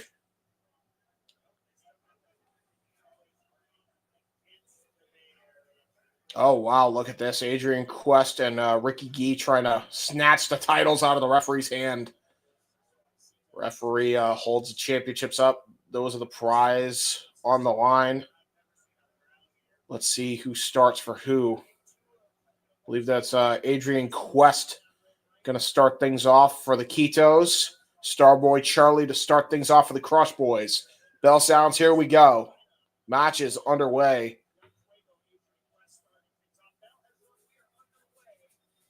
Let's see how these guys do.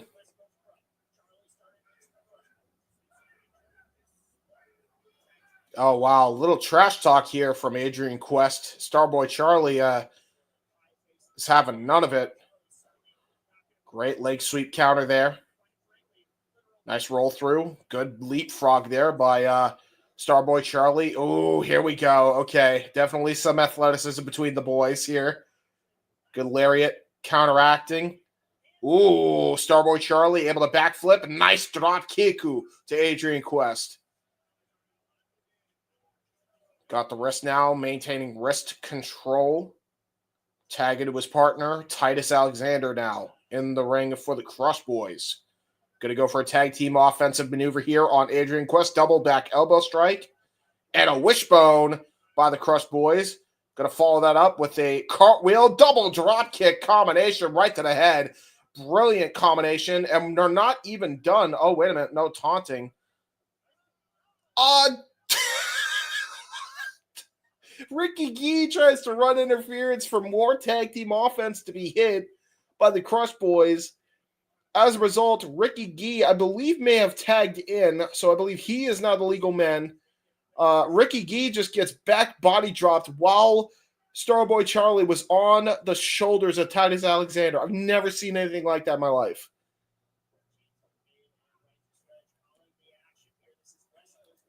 Titus Alexander. Ooh, good blind tag. Great blind tag. Good leg trip there into the double stomp right to the back there by Ricky Gee and Adrian Quest. A stomp right to the leg there.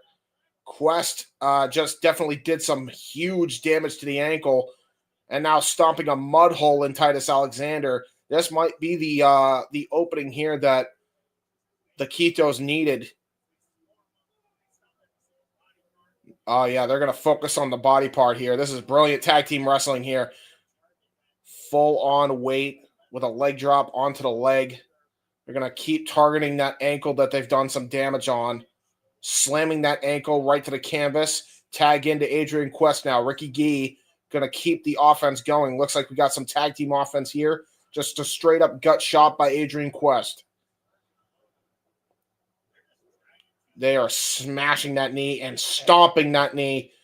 Sometimes it's not the most simple moves, it's the most effective moves here. Ooh. But good heel hook here by Adrian Quest, and an elbow strike right to the leg. Turns it into a leg lock kind of bar here. And now just dropping the knee over the ankle. Again, simple but effective mat wrestling here by Adrian Quest. And isolating him into the corner. This is textbook tag team wrestling here. Brilliantly executed strategy by the Citos here. Good knife edge chop, though. Open hand chop, rather, by Titus Alexander. What is Titus Alexander? Why is he trying to go for a tag?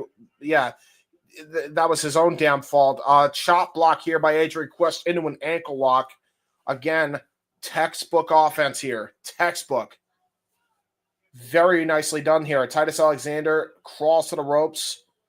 But now the referee distracted by Adrian Quest. So that leaves Ricky Gee to be able to hit a martial arts kick right to the ankle. That was vicious. Doing more damage here to the leg of Titus Alexander. Tosses him back into the ring. Adrian Quest now. Going to follow it up by trying to pick up Titus Alexander. He can barely stand on his leg here with how much damage they've done here. Trying to hit forearm shivers. And a mashed potato right to the foot. Ooh, nice head scissors out of nowhere. That may have been a desperation counter here by Titus Alexander that may lead him to try to get Starboy Charlie tagged in. Ricky Gee tries to stop the tag. Says, hell no. Going to try to reach to the corner of Starboy Charlie. Titus Alexander can barely stand on his own leg here. There's Adrian Quest getting Starboy Charlie off the apron.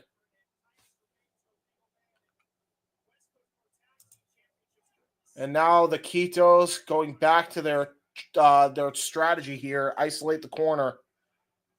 They're isolating the black half of the ring, not the blue half. The blue half is to Titus Alexander, Starboy Charlie. There is a bit of a divider here. Black and blue seems to be the colors of West Coast Pro. Ooh.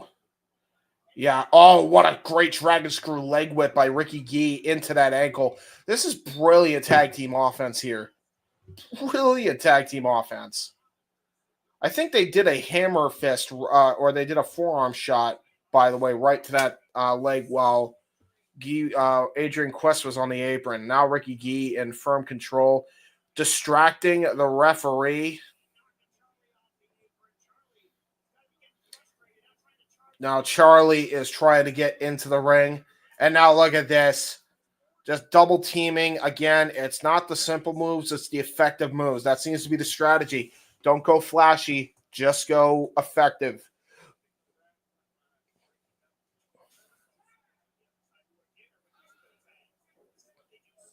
It's the most fundamental of offenses here by the Citos. I'm really enjoying this. And you know the minute that Starboy Charlie is going to come in, if he gets in, it's going to be a house of fire. Ooh, ooh, ooh, boy. Oh, man, Ricky Gee.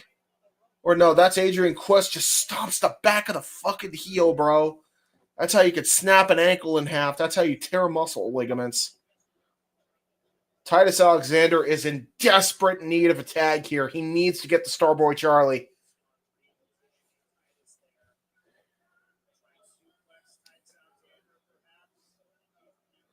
Ooh, wait a minute. Was going to try to go for a suplex. And now Adrian Quest and Ricky Gee going to try to go for a double suplex out of the corner here. Oh, this could be bad. Oh, wait a minute. With one good leg, Titus Alexander is able to hit a double suplex to both the Citos. And that might be the opening he desperately needed.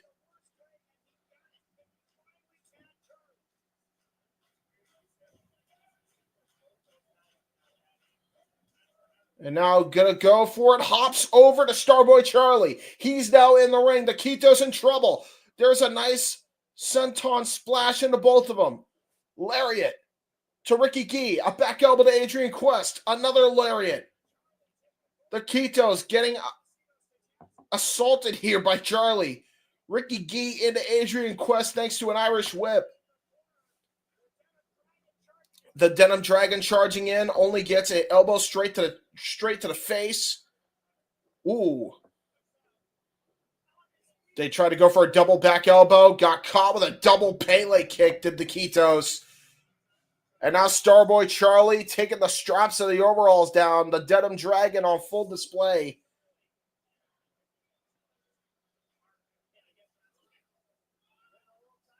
Uranagi slam into a corkscrew shooting star press into a cover. There's two and a kick out by Ricky Gee. Or no, that's Adrian Quest. He lost his headband. Sorry, that was how I was able to tell them apart. Ricky Gee is now on the near the apron. And now Adrian Quest trying to get some feeling back into his knee. Looks like we're going to try to go for a tag team offense here.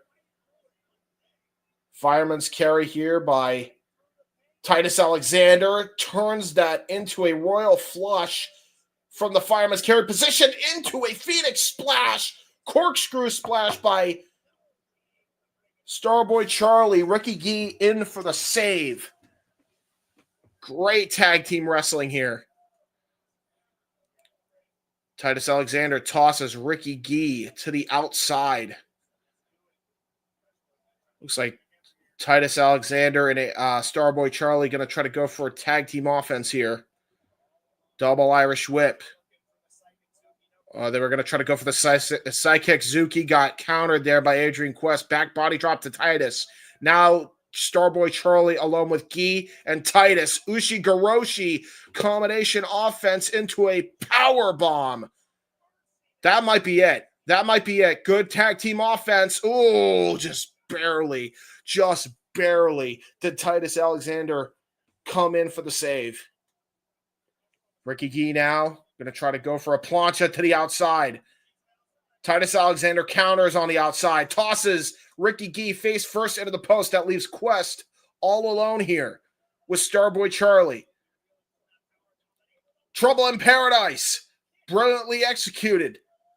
Starboy Charlie now tags into Titus Alexander. Franchise re-entering the fray. Roll through, looking for Chaos Theory, German suplex. Got countered. Oh no, ankle lock. Ankle lock. Adrian Quest got the ankle lock applied into the injured ankle they've been working on all match. Center of the ring. Titus Alexander rolled through. Oh, what a knockout blow. What a knockout blow. Oh my God, Ricky Gee with a high kick. Allows Quest to go back into the ankle lock. That was so smooth. Oh, that was so smooth. Yeah, this is a lot of pain. If I'm Starboy Charlie, you got to get in there and try to break this up, bud. Referee is distracted enough at this point. Titus Alexander is desperately trying not to tap. He is trying to crawl to the ropes. If I'm Adrian Quest, he should have gone for the grapevine. If he had went for the grapevine, it could have been it. It could have been it here. We could have had new tag team champions. All you had to do was hit that grapevine. That was a rookie mistake. And now Titus Alexander on one good fucking leg at this point. Tried to go and push Adrian Quest into his corner. Oh, double forearm strike, double kick. The Citos in firm control. Ricky Gee now legal. Springboard. Oh, try to go for a springboard. Plancha into springboard crossbody assisted. Here we go. The Crush Boys finally found an opening here. A springboard moonsault by Starboy Charlie. Damn near took the, nice rising knee strike, though, by Ricky Gee onto Titus Alexander. Springboard. Lethal injection. Perfectly done by Titus Alexander. Rising knee, Busaiku knee. This might be all. And it is over. Titus Alexander on one good leg with a Busaiku knee gets the win. And the Crush Boys retain the tag team titles. Yeah. As I expected.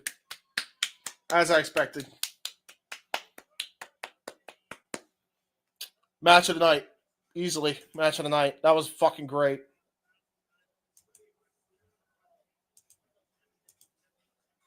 More of the Citos. Absolutely more of the Citos. The Crush Boys. Got to see more Titus Alexander, bro. Oh, wait a minute. Hey!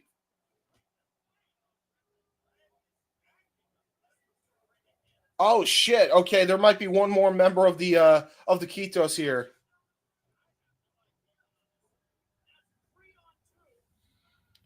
There's a 3-on-2 assault here. I don't even know who's assaulting him.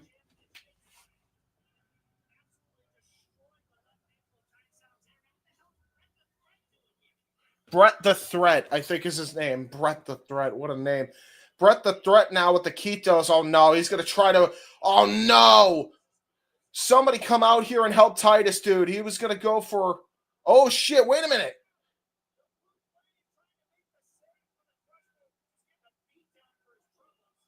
Oh, there he is. Yeah, Alpha Zoe coming in here. Alpha Zoe helping out his boy there. Yeah, Brett ain't so much of a threat now when Alpha Zoe's in the ring. Says, hell no. Brett the Threat gets chased out of the ring by Alpha Zoe. Zoe's gonna kill you, Chance, here in the in this little arena here for West Coast Pro. Alpha Zoe helps out Titus Alexander. Starboy Charlie crawling to his own 2 feet here as Alpha Zoe raises the hands of the tag team champions. Successful defense here. Possible 6-man tag team match down the road for the next West Coast Pro show. Definitely 3 men in the ring that I want to see a lot more of. But the Citos, very good. Brett the Threats, jury's still out, but I'm looking forward to this 6-man tag match that they're building. If it's anything to go by this match, I mean, this could slap. So very nicely done by everyone involved. Good match.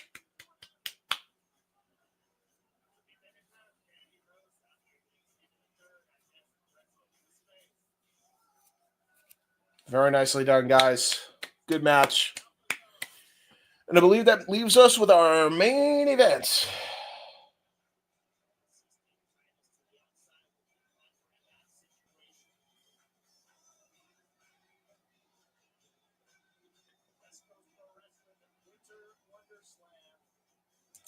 All right. We're going to go to the next matchup here. Oh, women's action here. Okay. Gypsy Mac. I swear. There it is. Okay, I thought we had that.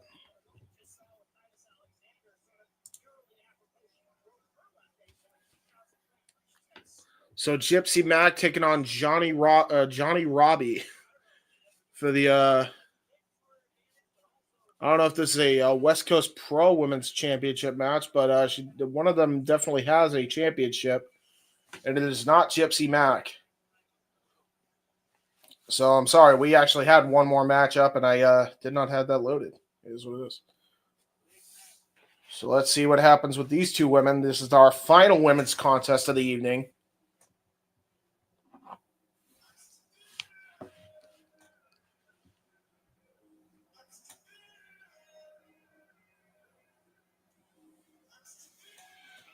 Johnnie Robbie is like, she's definitely different.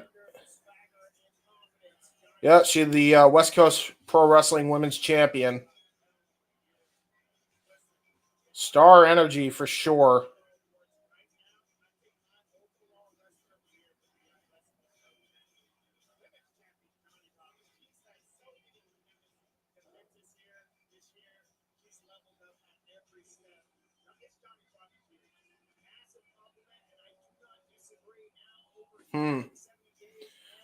No, nothing of these two. I think I've heard Gypsy Mac's names a couple times, possibly. No, nothing of Johnnie Robbie. So interesting. I will note, wearing Nike shoes, not even wrestling boots. She's wearing shoes. She's also wearing knee pads and straight up MMA gear. So Johnnie Robbie could be some. Could be some MMA training as far as Johnnie Robbie's offense is concerned.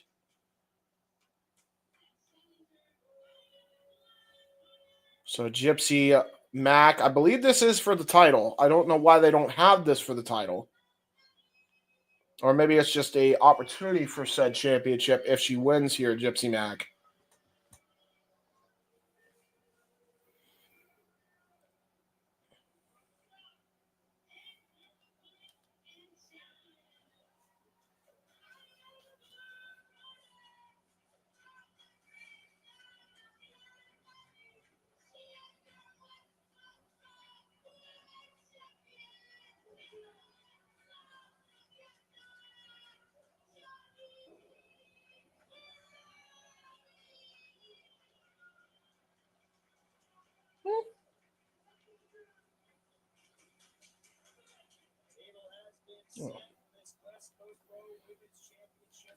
All right, here we go. Let's do it. Okay. Okay, so Gypsy Mac wants the championship. Referee is like, hell no. All right, so this is for the championship. We are, in fact, defending the title here. This is a title match, despite the championship graphic not even anywhere here. But this is for the West Coast Pro Women's Championship. Johnnie Robbie, the champion. Gypsy Mac, the challenger. Bell rings, we're underway. Here we go. Semi-main event here. Oh, yeah, there's definitely some MMA training. You can tell immediately with Johnnie Robbie, just for stance alone. She definitely goes to the combat gyms. But Gypsy Mac definitely showing she's got the strength advantage.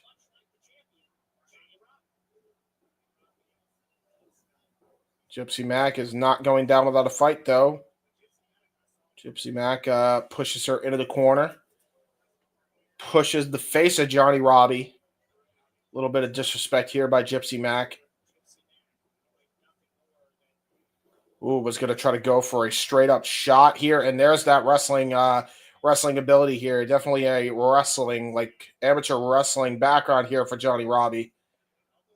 That was a straight-up wrestling takedown.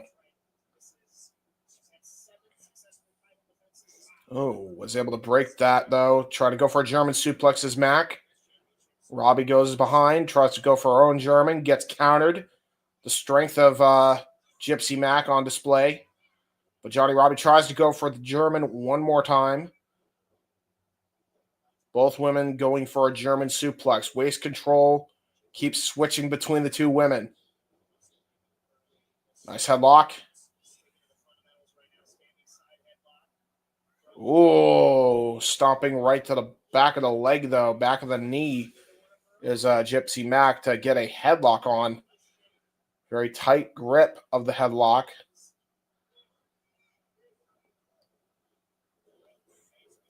Bounces her off the ropes. Johnnie Robbie now trying to go for a arm dragu. Gets all of it. Another arm drag. Ooh, was going to go for a third one. Gypsy Mac saw it coming. Nice head scissors, though, by Johnnie Robbie. Changes strategy midway through.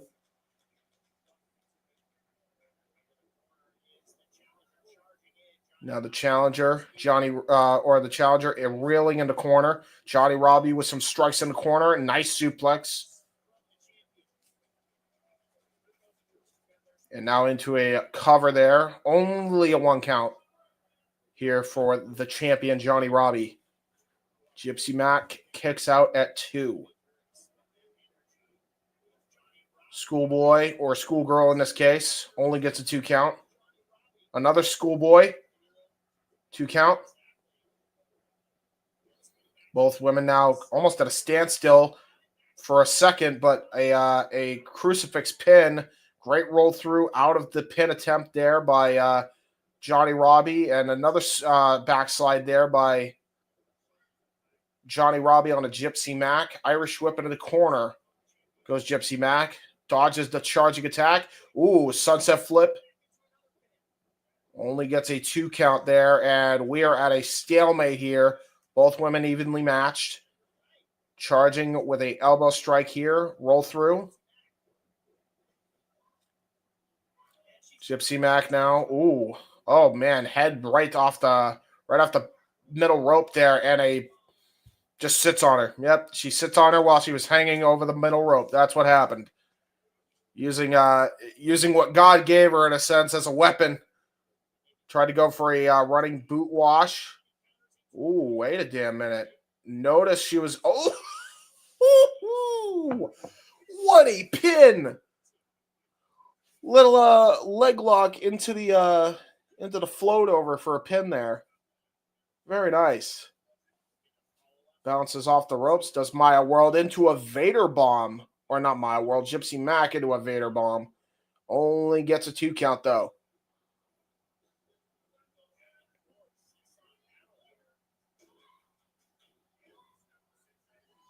Boot right to the chest. Chokes Johnnie Robbie in the corner. Gypsy Mac is in firm control of the champion. Johnnie Robbie here. Clubbing shot right to the back.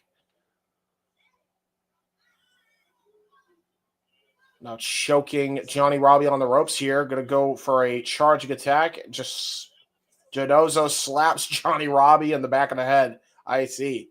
Okay. I see.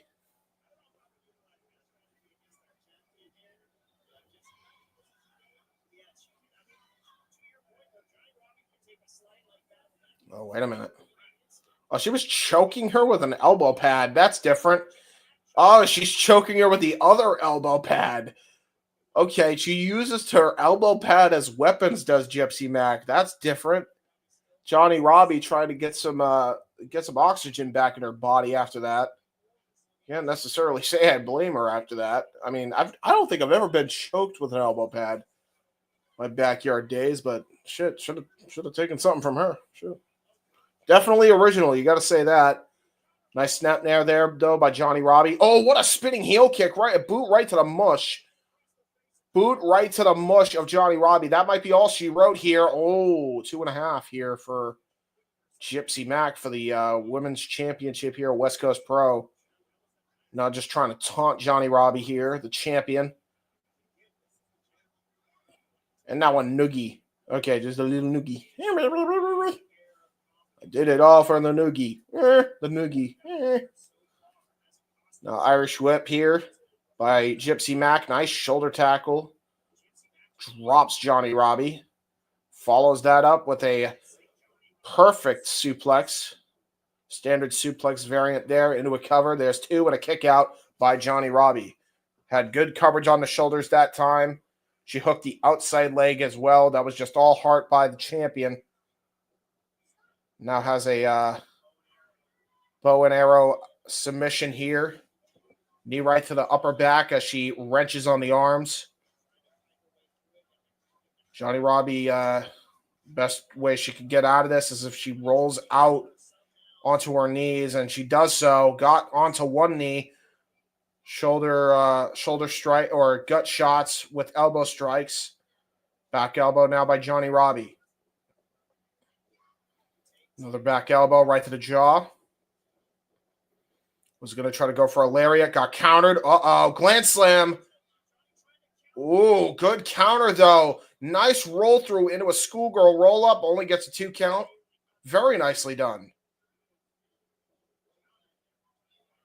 Ooh, was going to try to go for a Insegiri. Got countered into a German suplex out of the ropes by Gypsy Mac. Very nicely done. Gypsy back now. Going to go for the Gland Slam one more time. Trying to get a full grip on the arms. Ooh, soda twist there by Johnnie Robbie. Soda twist connects. I was gonna say maybe go for a pin, but then she wouldn't have gotten great coverage. So maybe the best thing to do is just try to get some breathing room here. And I think that's what that soda twist accomplished. Trying to pull Gypsy Mac in here. Ooh! Try to go for a big boot, a arm wringer big boot, and a backstabber there by Gypsy Mac. And it would cover on Johnnie. Robbie! 2.9. Johnnie Robbie just barely gets the shoulder up. That was a very close near fall for Gypsy Mac. She could have been the champion there. I believe she did have the arms. I believe she had the arms trapped as well, by the way. So she hit that.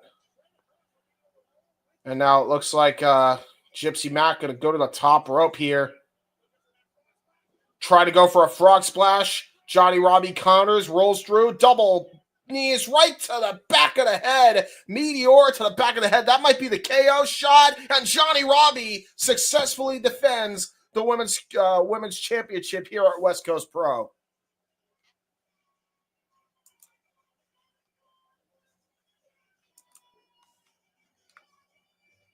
Johnnie Robbie impressed me. Gypsy Mac impressed me as well.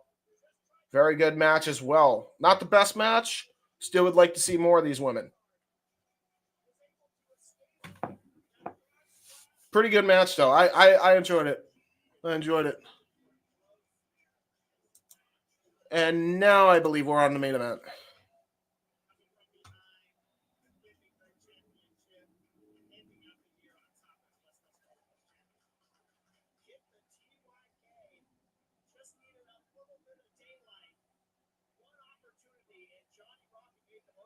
Johnnie Robbie with a very nice finish, by the way. Good finish. Good wrestling. Good wrestling on this show. And now it brings us to the main event. We're going to skip right to that. I'm at 241.28 for those who want to know. Oh, fuck. Well, I fucked up. I was supposed to remember. Oosp. Subscribe to Rages of Wrestling. Daddy for Wrestling. Do that since we just saw a women's match. Jeff Beecham Network as well. And last but not least, SRS on Twitter. Sorry, guys. This is what happens when you're solo commentating and you don't have somebody else to take up some of the deal. Ooh, Timothy Thatcher.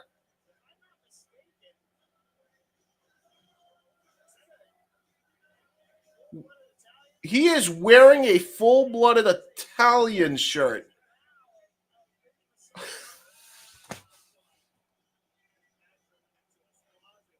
So are you telling me we have Nick Camarado? We have Nick Camarado who would take the place of Big Guido, right? We have Ray Jazz and Zach Clayton, and now we have Timothy Thatcher playing the role of goddamn. We have Timothy Thatcher playing the role of what's his name? Why am I blanking on his name? From the FBI, Tracy Smothers. Is that what we're doing here? Literally wearing an FBI shirt. What the fuck? I guess he's part of that gym too now. Fair enough. Fair enough.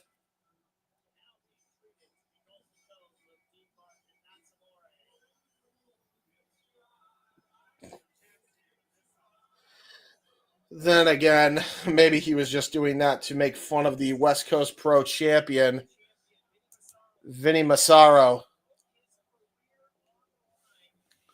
But then again, I don't know.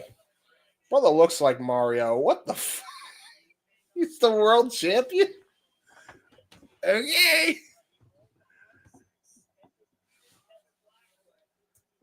Ew, he defeated Kevin Blackwood, though. Hold on. That's an eyebrow raiser. Kevin Blackwood's no fucking slouch in that ring, I'll tell you. Called a few of his Bloodsport matches.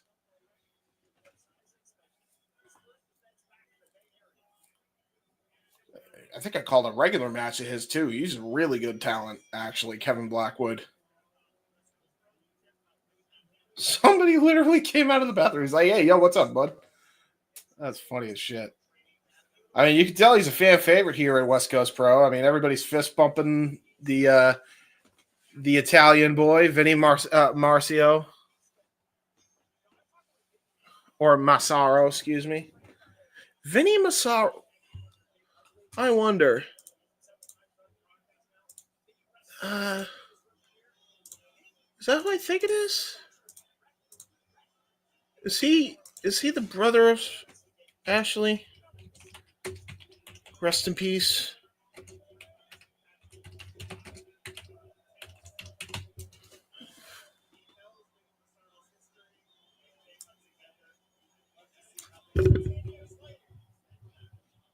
I'm all Vinnie. Oh no.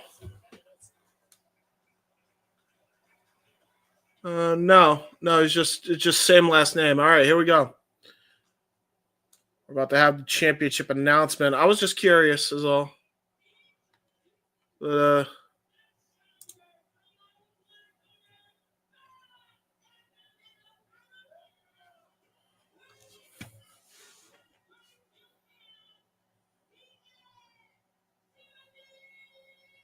so we got Timothy Thatcher taking on Vinnie Massaro.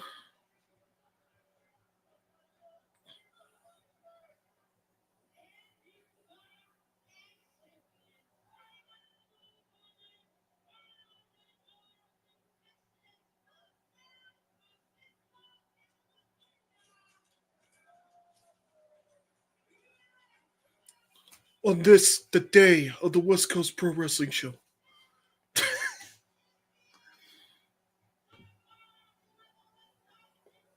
He is the West Coast Pro Champion. Vinnie Massaro ready to go. Fans doing this as a sign of respect, though. Vinnie Massaro rocking the singlet. Timothy Thatcher wrestling in the old school Terry Funk pants. I think that now looking at it, I think Timothy Thatcher was only doing that to play mind games with Vinnie Massaro. So that's what that was. He was wearing the FBI shirt to play mind games. I will tell you, though, Vinnie Massaro, definitely a big boy. Definitely a big man. You big man. Big boy. Vinnie Massaro, the champion, the challenger, Timothy Thatcher. Bell rings, and here we go.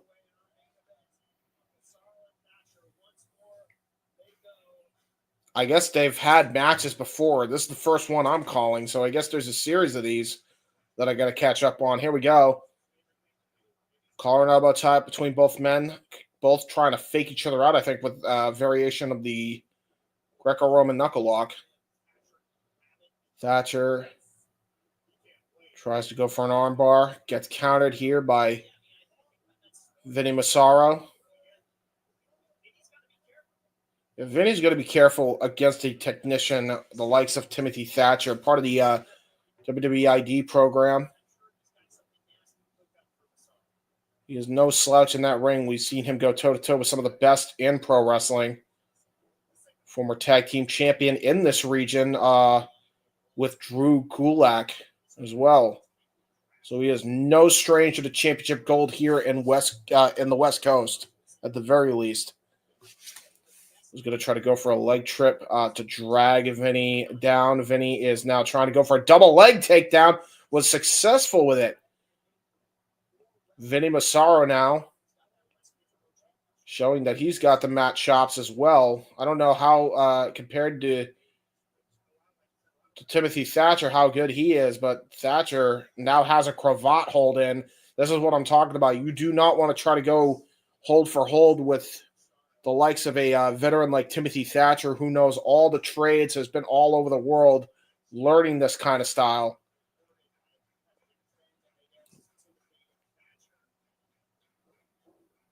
Vinnie Massaro trying to trip the leg up. I'm noticing trying to get out of that, maybe turning into a Russian leg sweep. Definitely was attempted there. Instead, opts to go for a rope break. In a pure championship match that would cost you a rope break, here it is all legal, however many rope breaks you want. And look at that stare. Yeah, look at that. You could tell that Vinnie Massaro was trying to go for an opening, trying to go for another double leg, and Thatcher saw that immediately coming. He's like, not today. Not today. It's funny, the restaurant's closed right behind them. Ooh, look at that. Now Thatcher trying to go for an armbar, go for a cross arm breaker. Instead, Vinnie Massaro now able to use his weight to his advantage to try and stop him from doing that. Keeps a front face lock on to Timothy Thatcher. Good luck, man. This guy can stretch you out multiple different ways. Now has a kind of a stretch muffler chin lock on. Thatcher keeping that going as Vinnie Massaro stays on his knees. Probably the smartest thing he can do right now.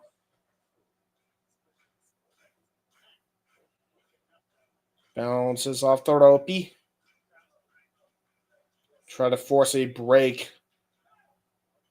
Oh, and just decides to club him right to the back to keep him there. Nice headlock takeover. And again, Thatcher knows how to fight dirty from these positions, so you do not want to keep in the clutches of Thatcher. Oh, look at this, though. Look at this. He's trying to punch him. He's trying to, yeah, see, come on. You're going to need to do a lot more than that, Massaro, than do a little bit of sissy punches while you're on the ground. And the problem is when you're trying to do this or try to club him in the chin, you don't have really good leverage because you're down on your back. There's not a lot of strength there. Into a cover. Left shoulder pops up, only a 1 count. And again, look at that. He wanted to pin him just so he could try to trap his arm in the cross arm breaker. Thatcher is a tactician of tacticians.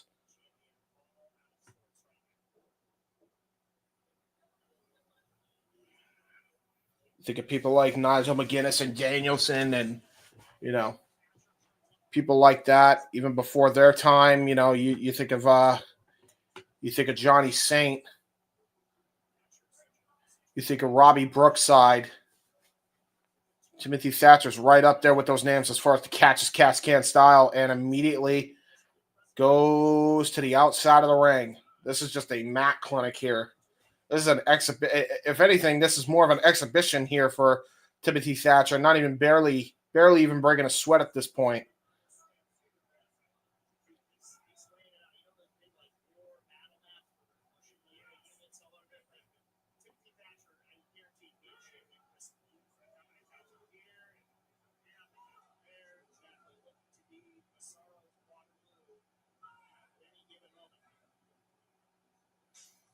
And now it goes back into the ring. Here we go. He used all of that 10 count, too, to try to catch a breather here against Vinnie Massaro. This is what makes Thatcher such a smart wrestler. He is trying to regain any breath he did lost, even if it wasn't much, so that way he doesn't wear himself out as the match progresses on. That's what makes him a championship caliber wrestler here. Vinnie Massaro finally has the upper hand, at the very least in the strength department. I mean, he is very much a big boy, but the problem is Thatcher is rough and tough. And look at this. A shoulder claw, a nerve hold, and now he has he has fish hooked the mouth there. Vinnie Massaro with a gut shot, and then just pays for the gut shot with a hell of a elbow strike. And now Thatcher just smashing his knee right into the side of the gut of Vinnie Massaro. Keeps trying to go for pin covers to wear out the energy of Massaro. Very, very smart move by Thatcher.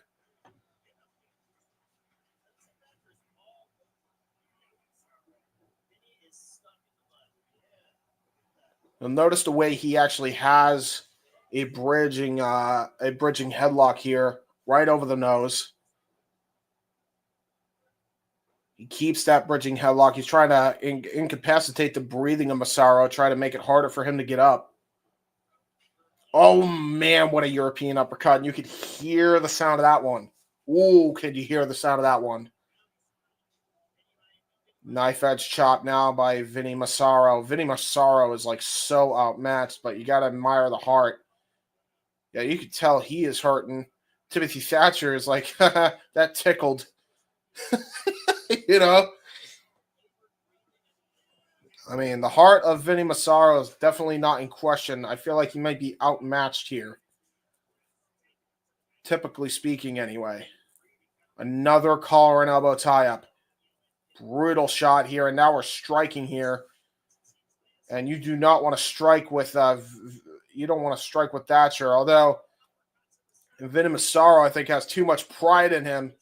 He's going to go for his own uppercuts here. He is brutalizing him with these uppercuts. I'll give him that.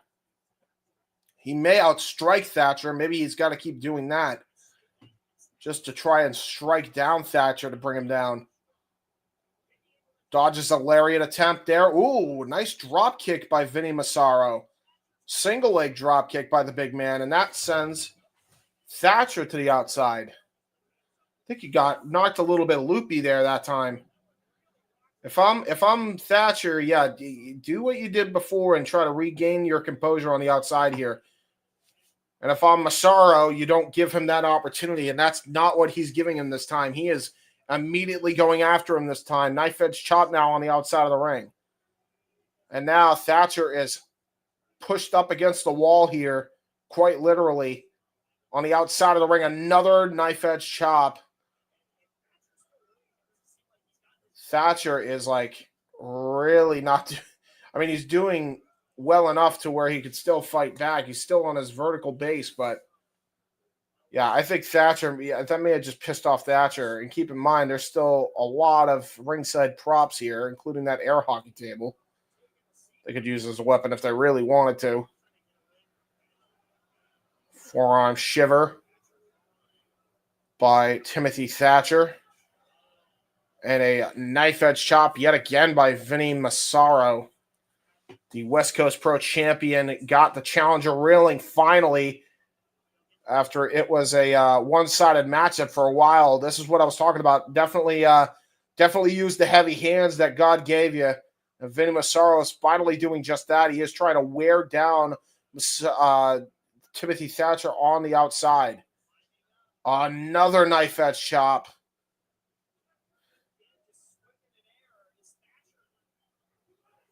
Thatcher is not doing good right now. If I'm Vinnie Massaro, though, I mean, he would still retain the title on countout, but I would try to go back into the ring if you want to do it honorably. Another uppercut by Massaro. Gonna do another knife edge chop. Oh, got caught. Went to the well one too many times, and now he's gonna get his arm smashed into the post.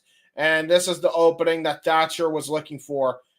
Hammerlock and shoulder first. He goes into the post. And that is a square post, folks. That is a brutal post to be put shoulder first in.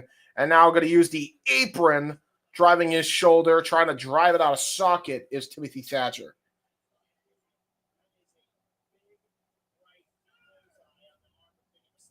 It is now a big, bright bullseye on the arm of Vinnie Massaro.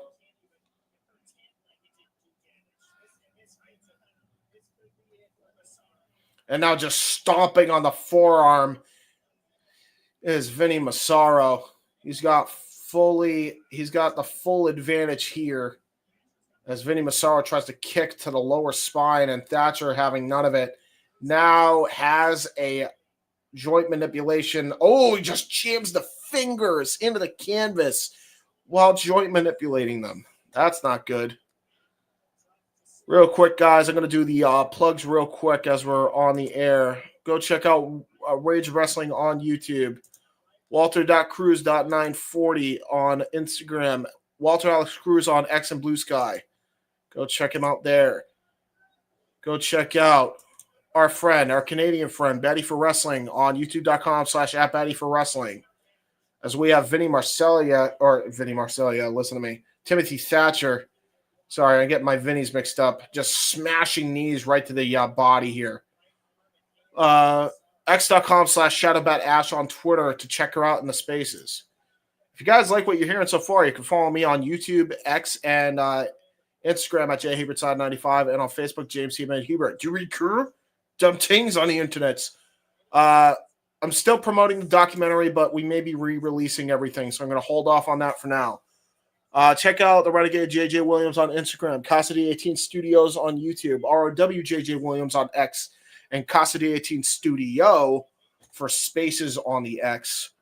Check out A Simple Man's Brand, Noah Foster, and Foster1916, primarily on YouTube and X for all things wrestling. Shout out to the entire ATW crew. And last but certainly not least, follow Jeff Meacham on youtube.com/@Jeff Meacham and Jeff Meacham on Facebook, as well as _Jeff Meacham on X and Instagram.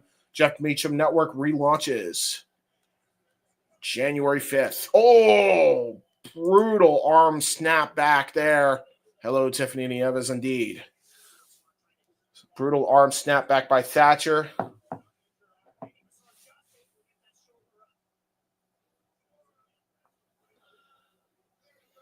And now Timothy Thatcher trying to maintain an arm bar here, trying to wrench the arm out of socket onto Vinnie Massaro. Ooh, just really bending that wrist back. Ooh, that's not fun. Ooh, that's not fun. Yep, there's Safet with the classics. Yes, Safet. Yes, we know. We are aware. We are aware. And Natalia Markova. Where's the love for Natalia? Come on now. Vinnie Massaro after the onslaught on the arm, trying to shoulder barge Timothy Thatcher. Definitely showing he's got the heart of a champion.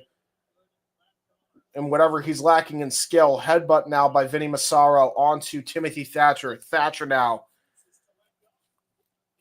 trying to maintain an arm lock here, possibly looking for a Cobra Clutch leg sweep.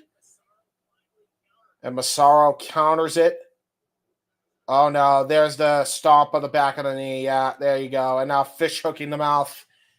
Going to utilize all that 5 count. Oh, just smashing the bridge on the nose of Vinnie Massaro.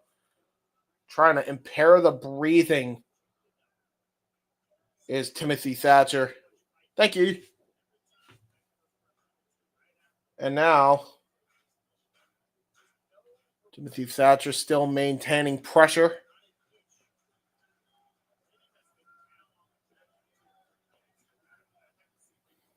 I will say, as far as skill goes, Thatcher has this by like 75%.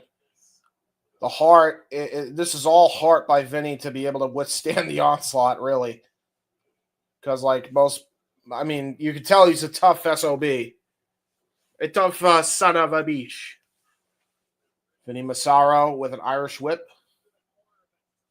Elbow strike there, or a boot up there by Timothy Thatcher. Oh, tried to go for a lariat. Got caught with an exploder suplex, and that may be the opening the champion needs to retaliate. Vinnie Massaro now trying to get his feelings back into his arm.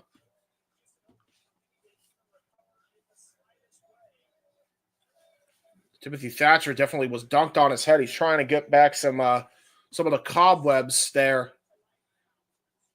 And now Vinnie Massaro coming back to life. I think that may have pissed Thatcher off, though. Oh, lariat in the corner, though. He was able to crush all of his body weight into Thatcher. Vicious uppercut with the weak arm. Possibly trying to get it back into socket. Another knife edge chop. Brilliantly done there by Vinnie Massaro. What the hell are you trying to do grappling him, dude? Oh, shit. He's going to suplex him into the corner. Oh, twist the suplex. Little Kevin Owens style suplex there by Vinnie Massaro.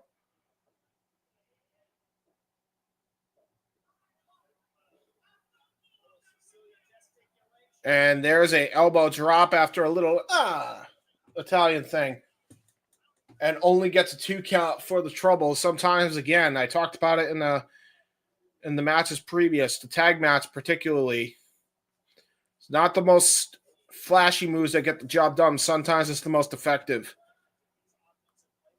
And now Vinnie Massaro going to try to go for, it looked like he was trying to go for a Citos suplex. Thatcher immediately saw it coming. This is why you don't want to grapple too much with a guy like Thatcher, because he knows how to counteract these moves better than a lot of other people would. He is a long-time veteran here in the West Coast region. Oh, this time he was able to counteract it. Ooh, Blue Thunder Bomb. But only gets 2, and of course the Blue Thunder Bomb does not get the win. Sorry, Noah. Not. Elbow strike. Possibly coming here for Timothy Thatcher. Ooh, discus elbow attempt and headbutt right to the lariat arm. Brilliant counter there. And there's the Fujiwara armbar onto the injured shoulder. This might be all she wrote here. Unless Vinnie can find the heart to get to the bottom rope here.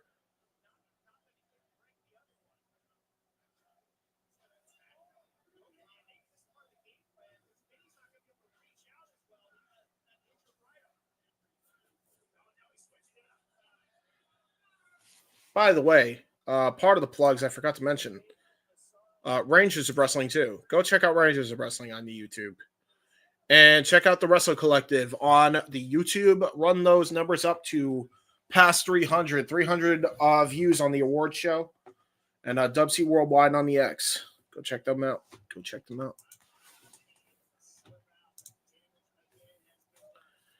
I think the damage has been done. Vinnie Massaro was able to get to the bottom rope somehow. I don't know how. Like, again, this has been such an outclassed matchup here. Vinnie Massaro definitely outskilled, I think. Knife edge chop, though, by Massaro.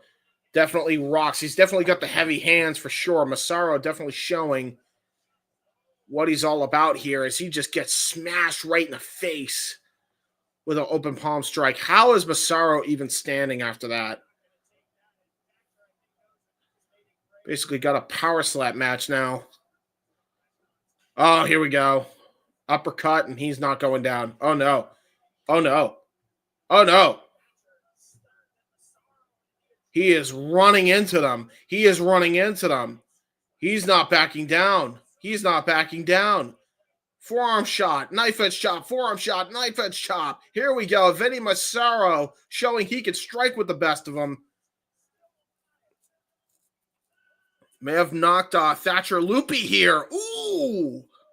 Open palm strike actually brings Thatcher down to the canvas.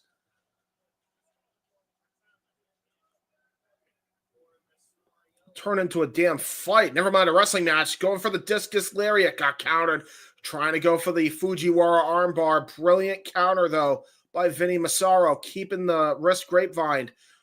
Oh, man. Cross arm breaker, though. Man, Vinnie Massaro used his body weight to his advantage there. But look at this, though. Vinnie Massaro doing everything he can to avoid it. Ooh. Just slapping the shit out of Thatcher. Okay, here we go. Now we're picking up some steam here. Trying to go for a body scissors, possibly looking for a sleeper hold attempt, I think, is Massaro. And he might have it. Oh, shit, he has it. All he has to do is grapevine that arm, and he may have him. Oh, wait a minute. Thatcher says no way. Was able to roll through onto his knees to get out of that submission, and now he's going to, oh, no. Ooh, joint manipulation to the fingies. That's not good. Ow. And an uppercut to the arm, and an uppercut right to the jaw. This time he reels Massaro into the corner. And now Thatcher going to go off the ropes. Uh-oh, discus elbow! Discus elbow hits! Vinnie Massaro may have this one here into a cover! It's over! That knockout shot was enough for Vinnie Massaro to win the matchup. That kid was all heart. He's not really a kid, but you got my point. And that is ball game for the champion, Vinnie Massaro. Yes, she is. You kidding? Damn good match. Towards the end, it was pretty good. It wasn't the best match of the night, I'd probably give it to that tag match, if not the Golden Gate Championship match. Still a pretty damn good night of wrestling, gotta say. As Vinnie Massaro celebrates with the West Coast Pro Championship, Timothy Thatcher with the loss. Vinnie Massaro showed he is all heart.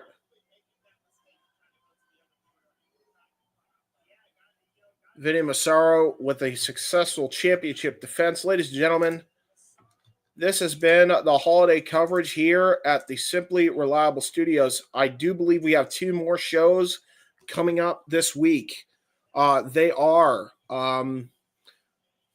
Dynamite on 34th Street, AEW's holiday show, and Christmas Collision, the wrap-ups of the Continental Classic will be taking place on there. So if you have not been spoiled yet, I hope you haven't, check those watch-alongs out. That will complete the complete coverage of the Continental Classic done by Walter and Noah. Go check them out coming up this week on Christmas Day, or Christmas Eve day, or Christmas Eve night, excuse me, and possibly Christmas Day as well, Christmas night. So go check that out. Saturday, Christmas Collision, and tomorrow, Dynamite on 34th on Christmas Eve. Vinnie Massaro makes his way to the back. Happy holidays to everybody here from the SRS. Very good show by West Coast Pro Wrestling to wrap up our independent watch-along coverage of things for the holiday season. Thank you so very much for watching, and we will catch you guys next time. Take care, everybody.